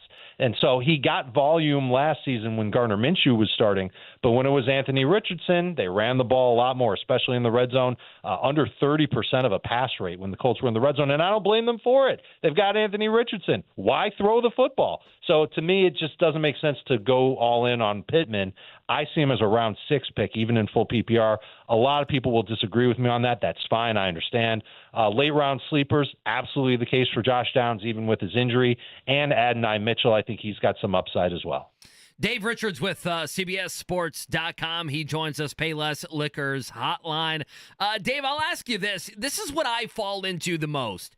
I'm sitting there, and it doesn't really matter what round. Probably more after the first few picks. But you get mid-round, and then there's the guy that's really good, but he's on the bad team. Maybe Deontay Johnson, Carolina, Malik Neighbors. I know he'll be a high pick with the Giants, and I'm sure you can think of maybe Calvin Ridley, right? I mean, he might fit into that in Tennessee. So it's the good player that's on a bad team or a player that's a little bit less, but he's on a much better team and on a team with a much better quarterback. How do you handle those situations?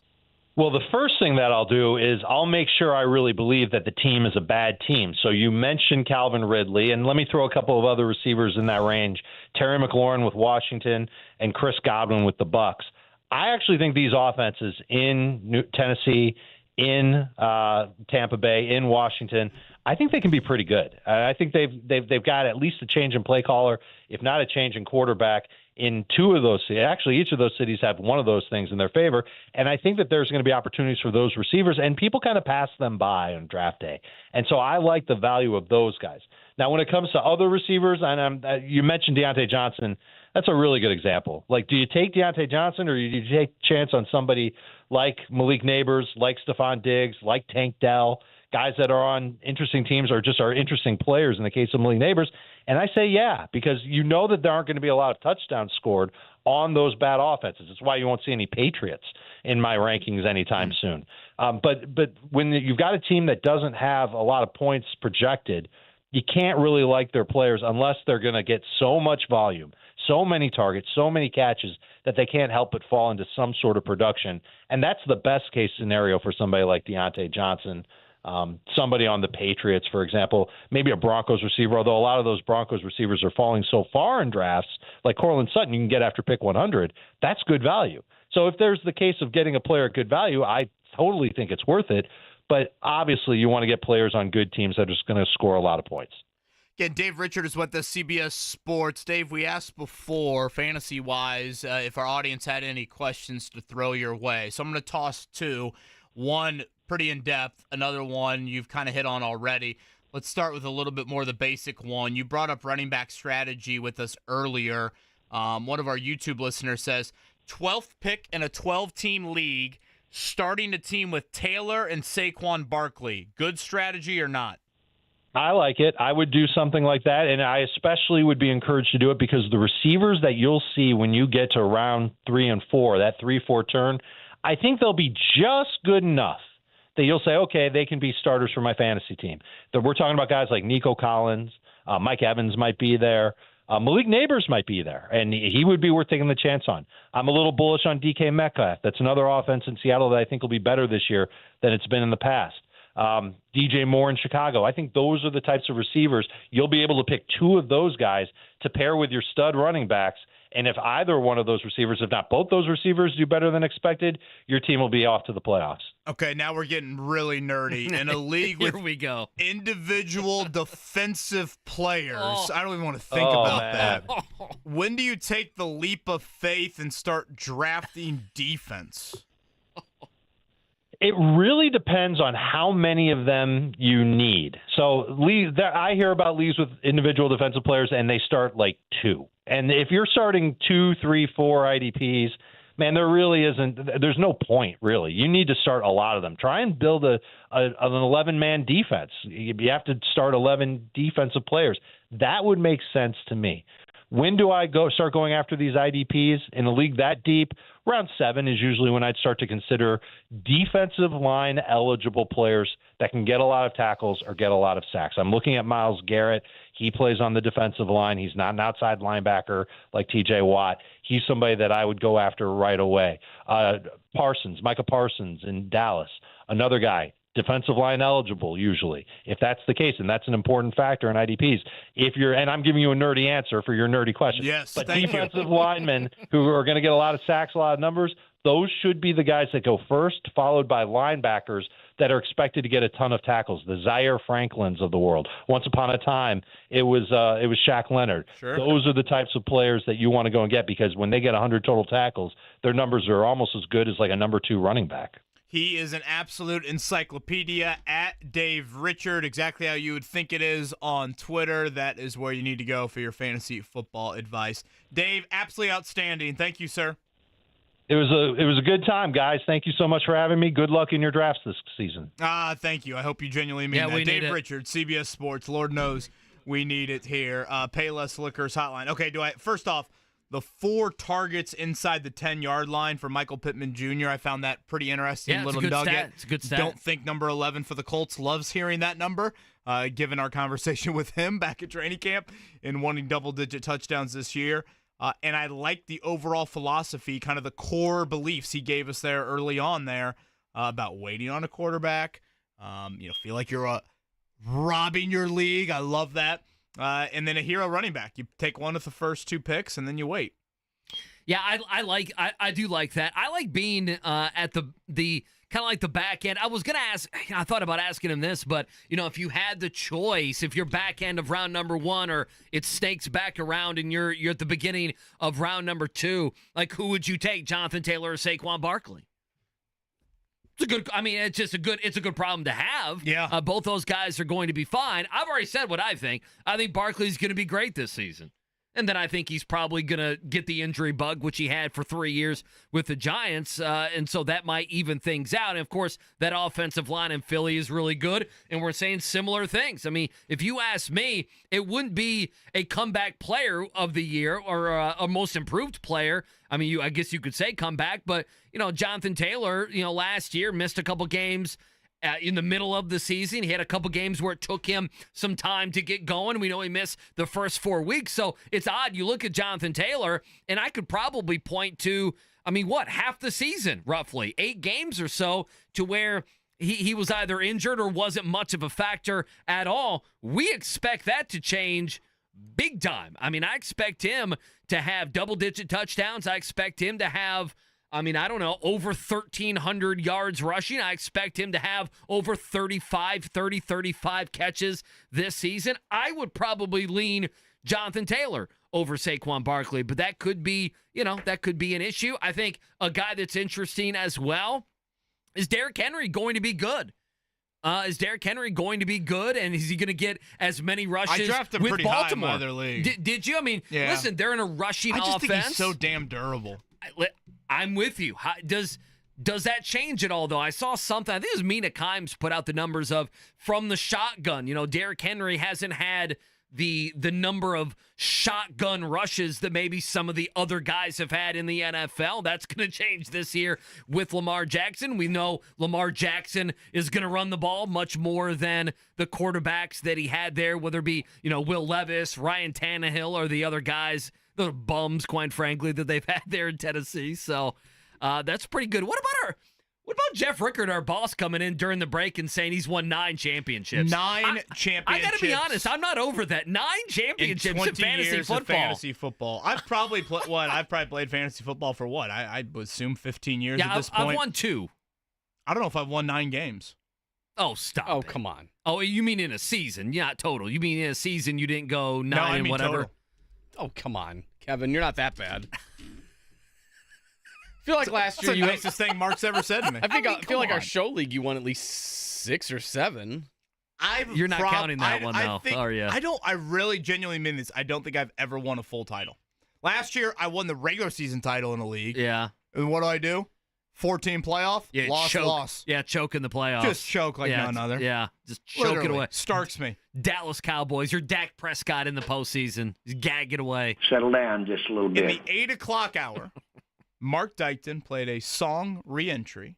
That song is Andy Sweeney's karaoke go-to song. Yes, it is. You want a spot in our fantasy league? You call 317-239-1070. You give Mark Dykton that song. Fast Fingers becomes spot number 7 in the league, Mark? 7, yes. 7, that means 4 to go. Andy Sweeney's go-to karaoke song. He even hummed it. I did. He did more than hum it. I'll give you a little ditty at some point. Yeah. Sure, we can do that. We got 13, 14 words out of Andy Sweeney on that end. Other items of interest tonight, I mentioned to you earlier, I'd like to see the D-line dominate. I'd like to see Alec Pierce and A.D. Mitchell make in-game catches. Okay. I think in Pierce's case, there haven't been enough in-game moments. And again, the sample size is very small. But, Andy, you go back to week 1 of the preseason, the one target to Pierce was kind of this little slant play that honestly is a ball that would show up on the Reggie Wayne film to Alec Pierce at the end of the year. You need to be better at this route and making these catches, and didn't have really a prayer of getting complete. Again, those sorts of things. Again, Mitchell in-game.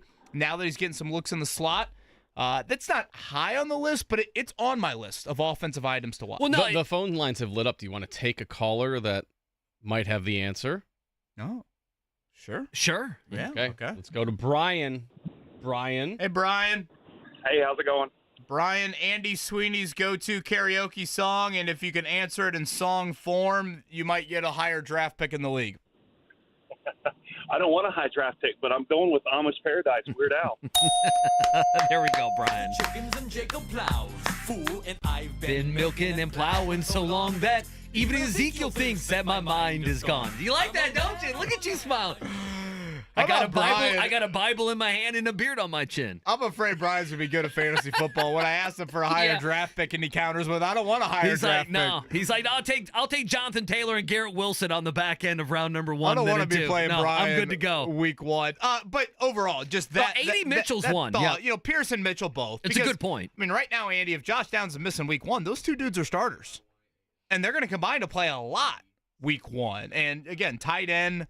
Whatever, indecision or, lack of clarity is probably the better way to put it, is certainly there. So Mitchell, Pierce, in-game moments from them tonight. I would agree with that. And obviously, if we see where we see Mitchell, if he's more inside because of the Downs injury, if that's how they're going to roll, if they have to in week 1 and 2, we can have that conversation. I mean, listen, with Pierce, let's quickly. Pierce, the excuses are basically over for this guy. I mean, if Anthony Richardson's out there in this offense, year number 2 with Shane Steichen, it's kind of one of those things. If he's going to be kind of that guy to live up to where he was drafted, at some point it has to start. I would imagine this would be one of those cases. And then, A.D. Mitchell, I would love if we came in here tomorrow and if we're like A.D. Mitchell had 3 catches and like one of them was 35 yards down the field, or, he catches something in the slot, makes a guy miss, breaks a tackle, and gets a first down. Like, I would love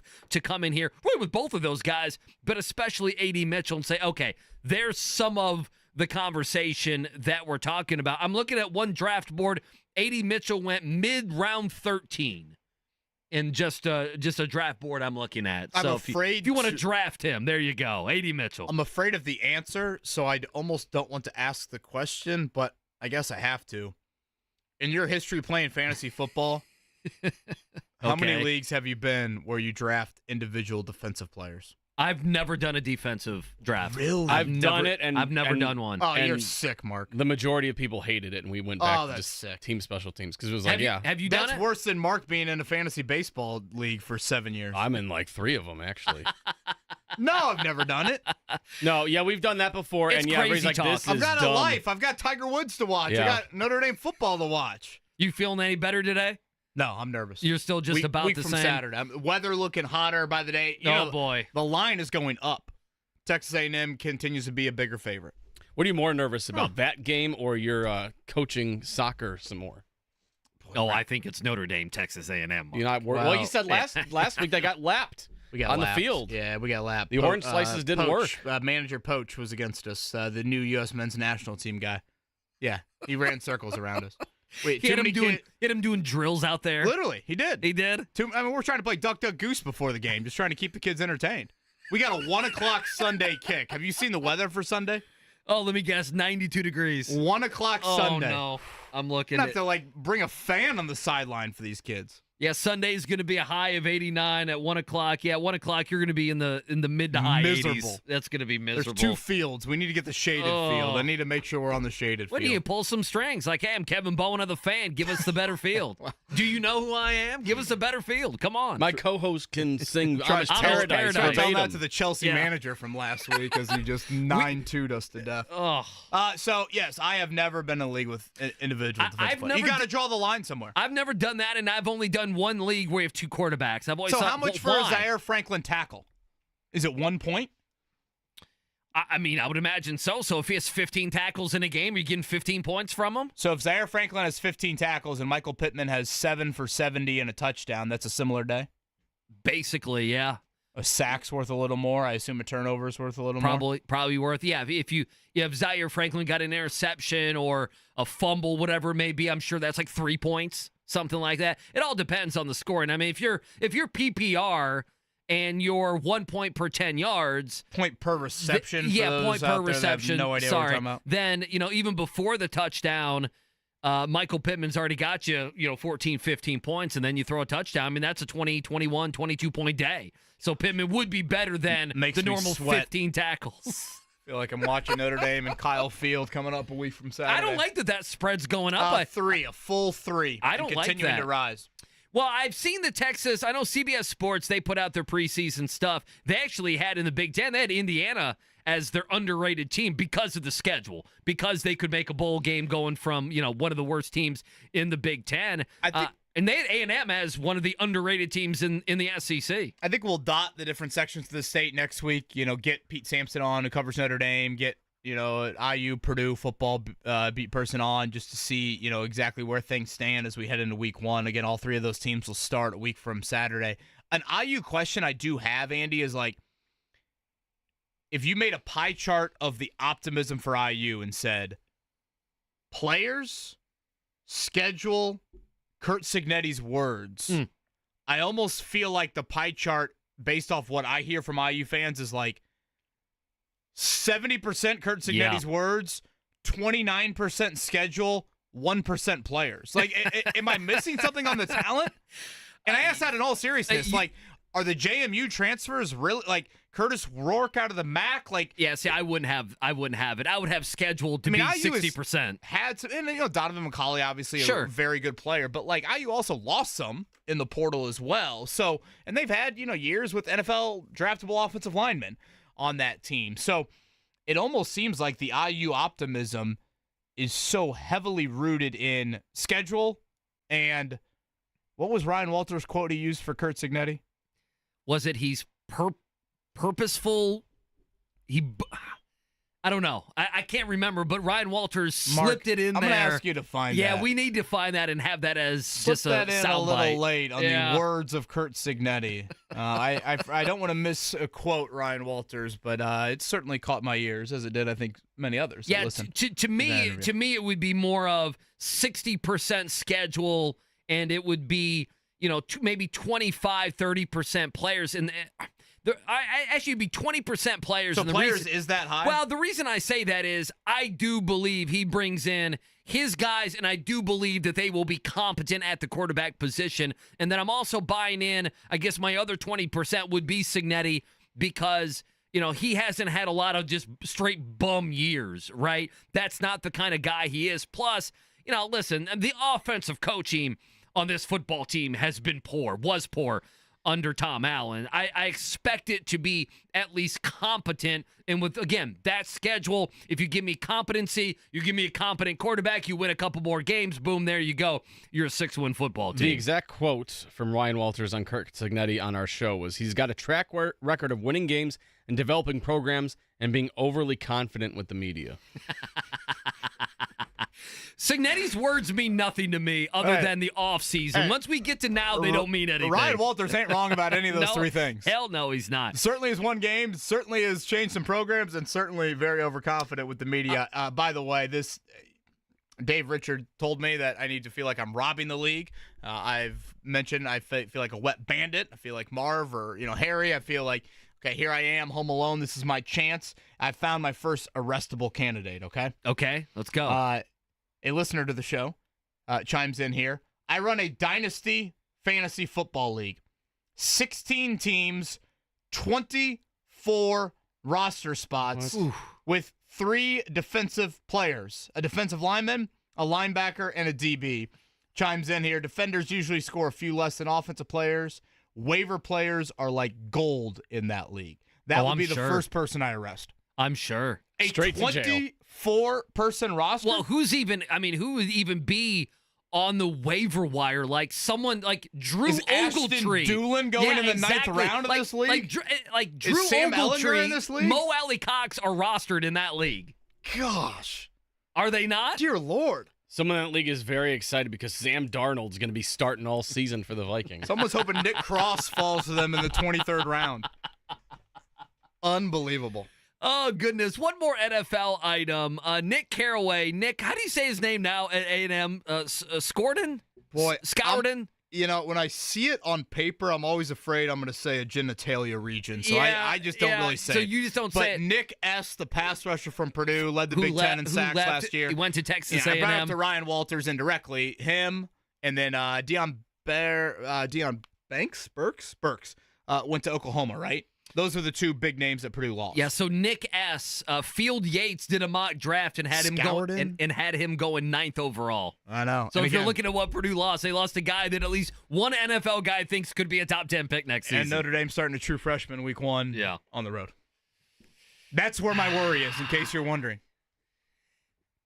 He can't lose to the Duke coach. You're Mike acting Elko. like Texas A&M and Mike Elko are like the scum of the earth. It is a tougher opener than I think you're making. Would it you out feel to be. better if it were Andy's Jimbo acting Fisher? like Jeff Fisher took over Vanderbilt, and that's who Notre Dame has week 1. Would you feel better if it were Jimbo Fisher? Oh, 100%. So, yeah. I think Mike Elko's a better football. I think you're probably Can we look at right. Jimbo's track record at A&M? I think that told you everything you needed to know. And that buyout, I know. They sent him packing? That $100 million buyout. Must be good to be him. Plus, I don't like Mike Elko facing his former quarterback. Notre Dame is Riley Leonard from Duke. Mike That's a Elko good knows point. every strength and weakness to him. He knows everything. Well, that's up to your offensive staff to make him a different player. I know. You need to get Pete Sampson on and calm you down a little bit over there. That'll be our goal. You know, he'll be on early with us next week. Pop quiz in a few. 317-239-1070 for that. Let's go ahead and check it down. The Morning Checkdown. On 93.5 and 107.5 The Fan. Yeah, coming up tonight, 5 p.m. right here on The Fan. Preseason game number 3. It is Colts in Cincinnati to take on the Bengals. We know the Colts going to be playing, you'd imagine, the majority. A guy like, we talked earlier, Jonathan Taylor, does he play? But the majority of the starters, if not all, will be playing about a quarter and a half or so. Shane Steichen announced that, 2 days ago? Again, 8 o'clock, Fox 59 locally, also on Amazon. Where does our line stand? Is it still Colts favored by 6.5 tonight? 6.5. If I made you bet, where'd you go? Yeah, I'll take the Colts. I'm not going to bet this game, but, if it's 14-0 Bengals at the end of the first quarter, we got a big problem. Yeah, We got a big honestly, problem. I hate to define a line on the first half, but I guess I will. If Colts starters are going to play a quarter and a half, I think you would like to see the Colts walk away up 2 scores at half. I would agree. Right? Yeah. If your starters are playing their backups. I would agree. And the backup there, my man Jake Browning not even playing, so you're going to get third stringer. Yeah, you're going to get third, fourth string guys, definitely guys probably not even on the roster there in Cincinnati. So again, 8 o'clock tonight, Amazon, Fox 59. A couple other NFL notes. Bo Nix named the starter there in Denver. On the college side, Kirk Ferentz suspended 1 game there with Iowa. He'll miss the mighty Illinois State game. Week Congratulations. 15, Colts and Broncos. Bo Nix for that one. All right, Major League Baseball from yesterday. What a day for the Cincinnati Reds. Big day. Future Hall of Famer Joey Votto hangs it up. Excuse me, Mark. I had a few more things I'd like to say. Reds with their biggest comeback of the year. Ellie De La Cruz, the 5th player. Is this on the pop quiz? I probably should look. I have not looked. 5th player in Major League history to go 20 homers and 60 steals in a season. You guys want to take a stab at the other 4? Homers and steals. 4 names you definitely know. Oh, goodness. I have no idea. And I'm looking at it right now. It doesn't look like that is on the pop quiz. Who's the steal king? Ricky Henderson. Ricky Henderson, many times for him, who was a great Big Red machiner. Oh, I think I saw this. Was it Tony Perez? Was Joe Morgan? Oh, Joe Morgan. And the okay. other 2 names, certainly one of the better players in baseball here over the last few years, Ronald Acuna Jr. and Eric Davis. That's the crew for Ellie De La Cruz there. And that one, the Cubs stink, and Reds won. So that's probably all I need to do baseball-wise. Well, can I ask you? And the White Sox won. They won. Congratulations. They beat a good team, by the way. It should be a national holiday. I wanted to ask you this, and I don't know if this is a good question, so I haven't asked it. So let's do it right here, okay? Who's got a better chance of being a Hall of Famer, Joey Votto or Ellie De La Cruz? Oh, Votto. Yeah, I would say Votto. Yeah. Because his career's done and you already have the data, and you don't know if De La Cruz is going to last for 12, 13 years, whatever he'll need. But I mean, his numbers right now are ungodly numbers. I guess De La Cruz is on a Shaq Leonard type of path, but It's again, we probably saw a good thing. unfortunately Shaq Leonard's candidacy really hit There you a go. brick wall, whereas Votto to me is on more of a, I don't know, Phillip Rivers type path. Yeah, he was stuck on the Reds for 17 years. So Is that a good comp, Votto and go in the Phillip Hall of Rivers? Fame. That actually sounds like a decent comp. That's actually Minimal not a playoff bad comp. success. Yeah, that's not bad. Kind of quirky dudes we all seem to love. Always behind at the end of the game. How many kids does Joey Votto have, though? Well, no, not nearly enough. Rivers is I'm lapping him. familiar with that area of Joey Votto's life. Only thing I had was IU getting Louisville in the first game, Battle of Atlantis there. Thanksgiving tournament. So, I mean, we'll see. I think they win that game. They could get Gonzaga, and we know that the non-con schedule not too great for IU. So. Very important for IU to win that game. I know we're a far ways away from, tournament time or things like that, but very important on that end. And then Portland for the IndyCar schedule out there. This is usually, I think it's kind of fallen more into the September calendar, bumped up a few more weeks. Our final non-oval of the year out there. Portland, 3 o'clock Sunday, the green flag in that one. All right, coming up next, let's do it. Pop quiz, 239-1070, 317-239-1070. We'll do the pop quiz. We'll do it next year on this Thursday, 93.5, 107.5 The Fan.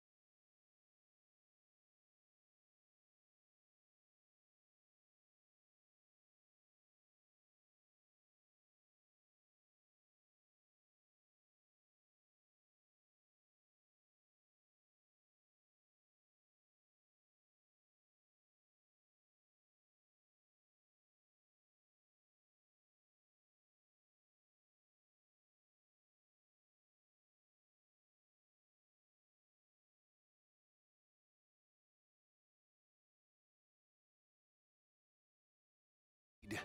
Can you handle the pressure? Sharpen your pencils. It's time for the Pop Quiz with KB and Andy. Brought to you by Jiffy Lube, Indiana's favorite oil change since 1985. All right, give us a call for the Pop Quiz, 317-239-1070. You think they go just straight Anthony Richardson to Sam Ehlinger tonight, or do you think we'll get a Joe Flacco sprinkle? It's a great question. I think we'll get a Flacco sprinkle. I didn't think that earlier in the week, but I do today, and I don't know why. Like, I don't know what's changed. I don't think he gets much playing time, but I don't know. It's a new system. I mean, there is a chance this season he could play. So if he had to play week 5, he's not going to get any on-the-field work at all. So, yeah, I could see him getting a couple series. If Anthony Richardson went a quarter and a half, I could see Flacco getting the final 1 or 2 possessions in the first half. That would be my guess. And then third quarter, you go and you get Ehlinger and my man Jason Bean in the game. I think he gets a series or 2 because, like you said, 17 days from now until the opener. Like, I know he's not going to expect it to play much. We hope not, but you still need to get some work in the preseason, especially on a new team. I would hope he gets at least a series or 2. I apologize. The Joe Flacco sprinkle comment sounded too much like Gosder Shareless's tinkle from earlier in the week. Although that might have been more than a tinkle from Gosder. I stand by that. Like, if I'm that guy, I'm just like, just get me to Dublin. I'm not worried about that at that point. Give me a plastic disgusting. bag. I think I'm with you, Mark.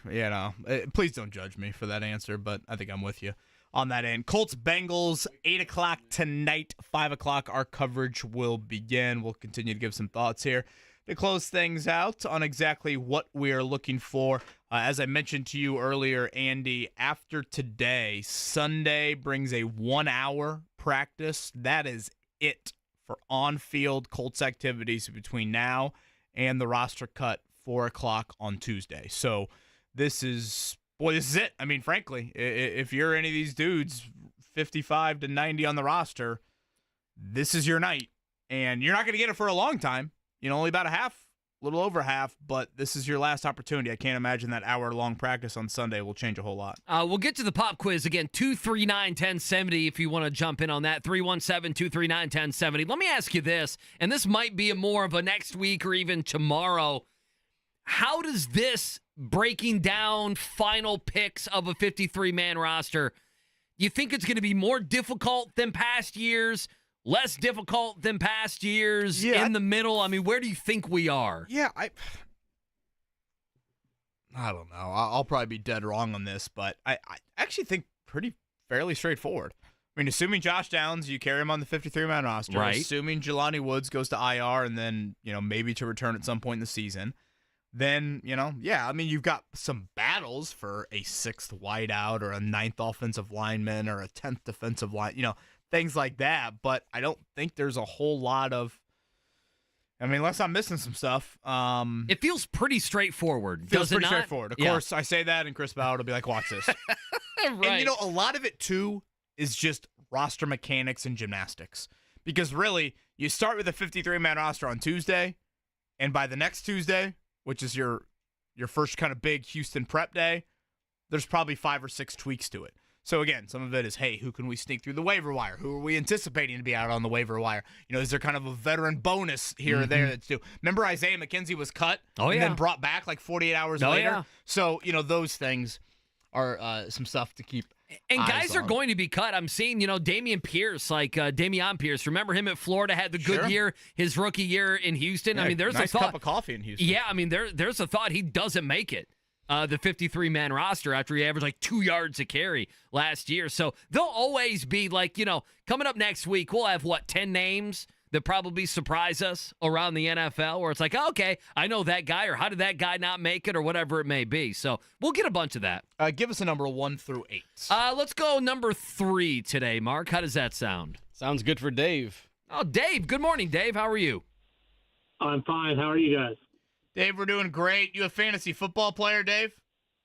Yes, I am. Oh, okay, nice. You got a thought or two? You got a Colt player or two you like? Where you at with your fantasy team?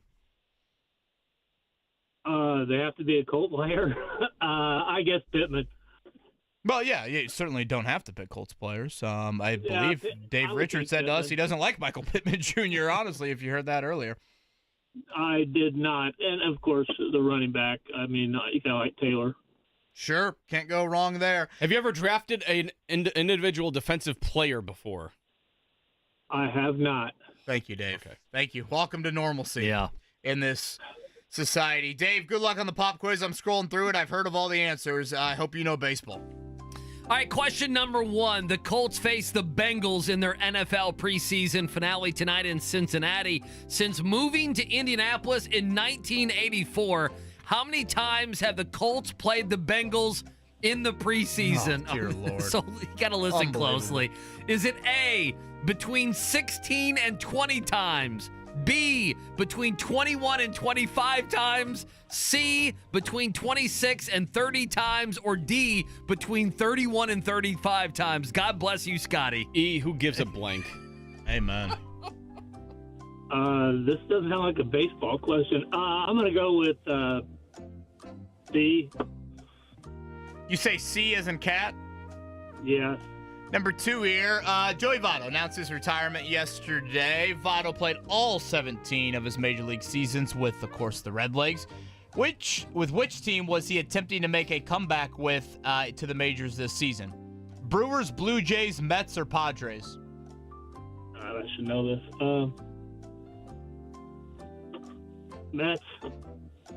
You know what country Joey Votto's from? I thought it was from the United States. No. Brewers, Blue Jays, Mets, or Padres? Padres. Question number 3 at the time. Does he think they're the Tijuana Padres? I mean, what? At the time. Yes. At the time. I'm sorry. I wasn't even saying. My bad.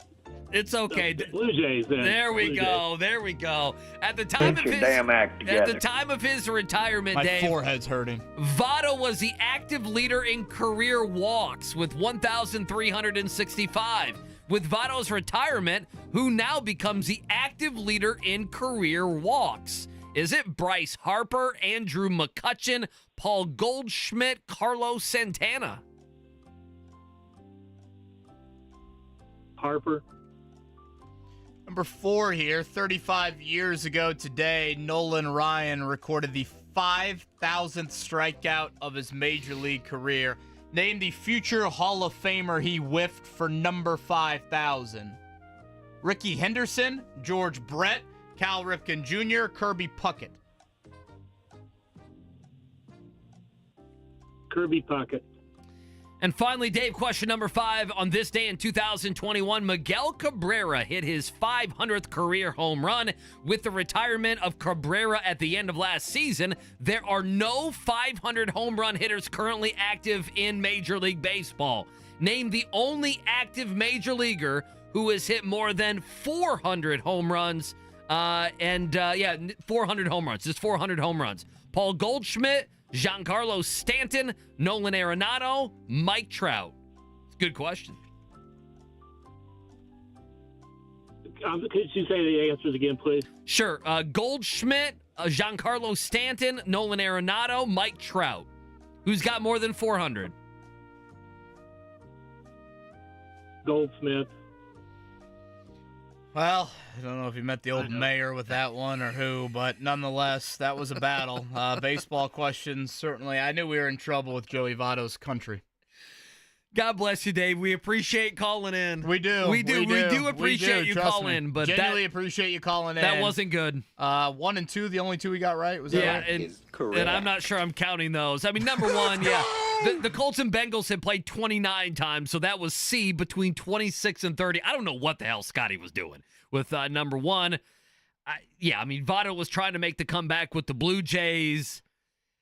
You know, your active walk leader is Carlos Santana. No one's going to know that one. Ricky Henderson, number 4. Giancarlo Stanton, number 5. Interesting if Stanton can get to 600. What's his age? 30. I will say 34, maybe? Yeah, nice call. Let me look that up. Is that what he is? 35 in November, yeah. I would say he'll obviously get to 500. He'll even probably get to 550. Does he get to 600? He's just so injured. If he played, 135, 40 games a year, I'd say, yeah, he'll get to number 600. But I would say he falls short of number 600 just because every year he misses a month and a half, 2 months. Can't miss that much baseball. So there you go. There's my breakdown on Giancarlo Stanton. That was great. Is that something you wanted? I was adding nothing to the table Yeah, there. So thank you for carrying the torch for us. By the way, Mark has just uploaded the Wake Up Call Pick'em League. Okay. So head to our show page. I just retweeted it as well. You can join our Pick'em League. If not, you get in the Fantasy League. Always enjoy that. So we'll do that again this year. Straight up winners. We're not making it complicated. Winners. Nothing crazy. So it's not -6.5. No, we have to, no, we have to, no confidence. We have to pool, sweat that nothing out. like that. Okay. No. NFL games are hard enough. Oh, goodness. My ESPN app is just going to be all fantasy football and pick'ems and everything else. It's going to be a complete mess. We'll take a break. We'll come back. We'll wrap up the show. It's a Thursday here. 93.5, 107.5 The Fan.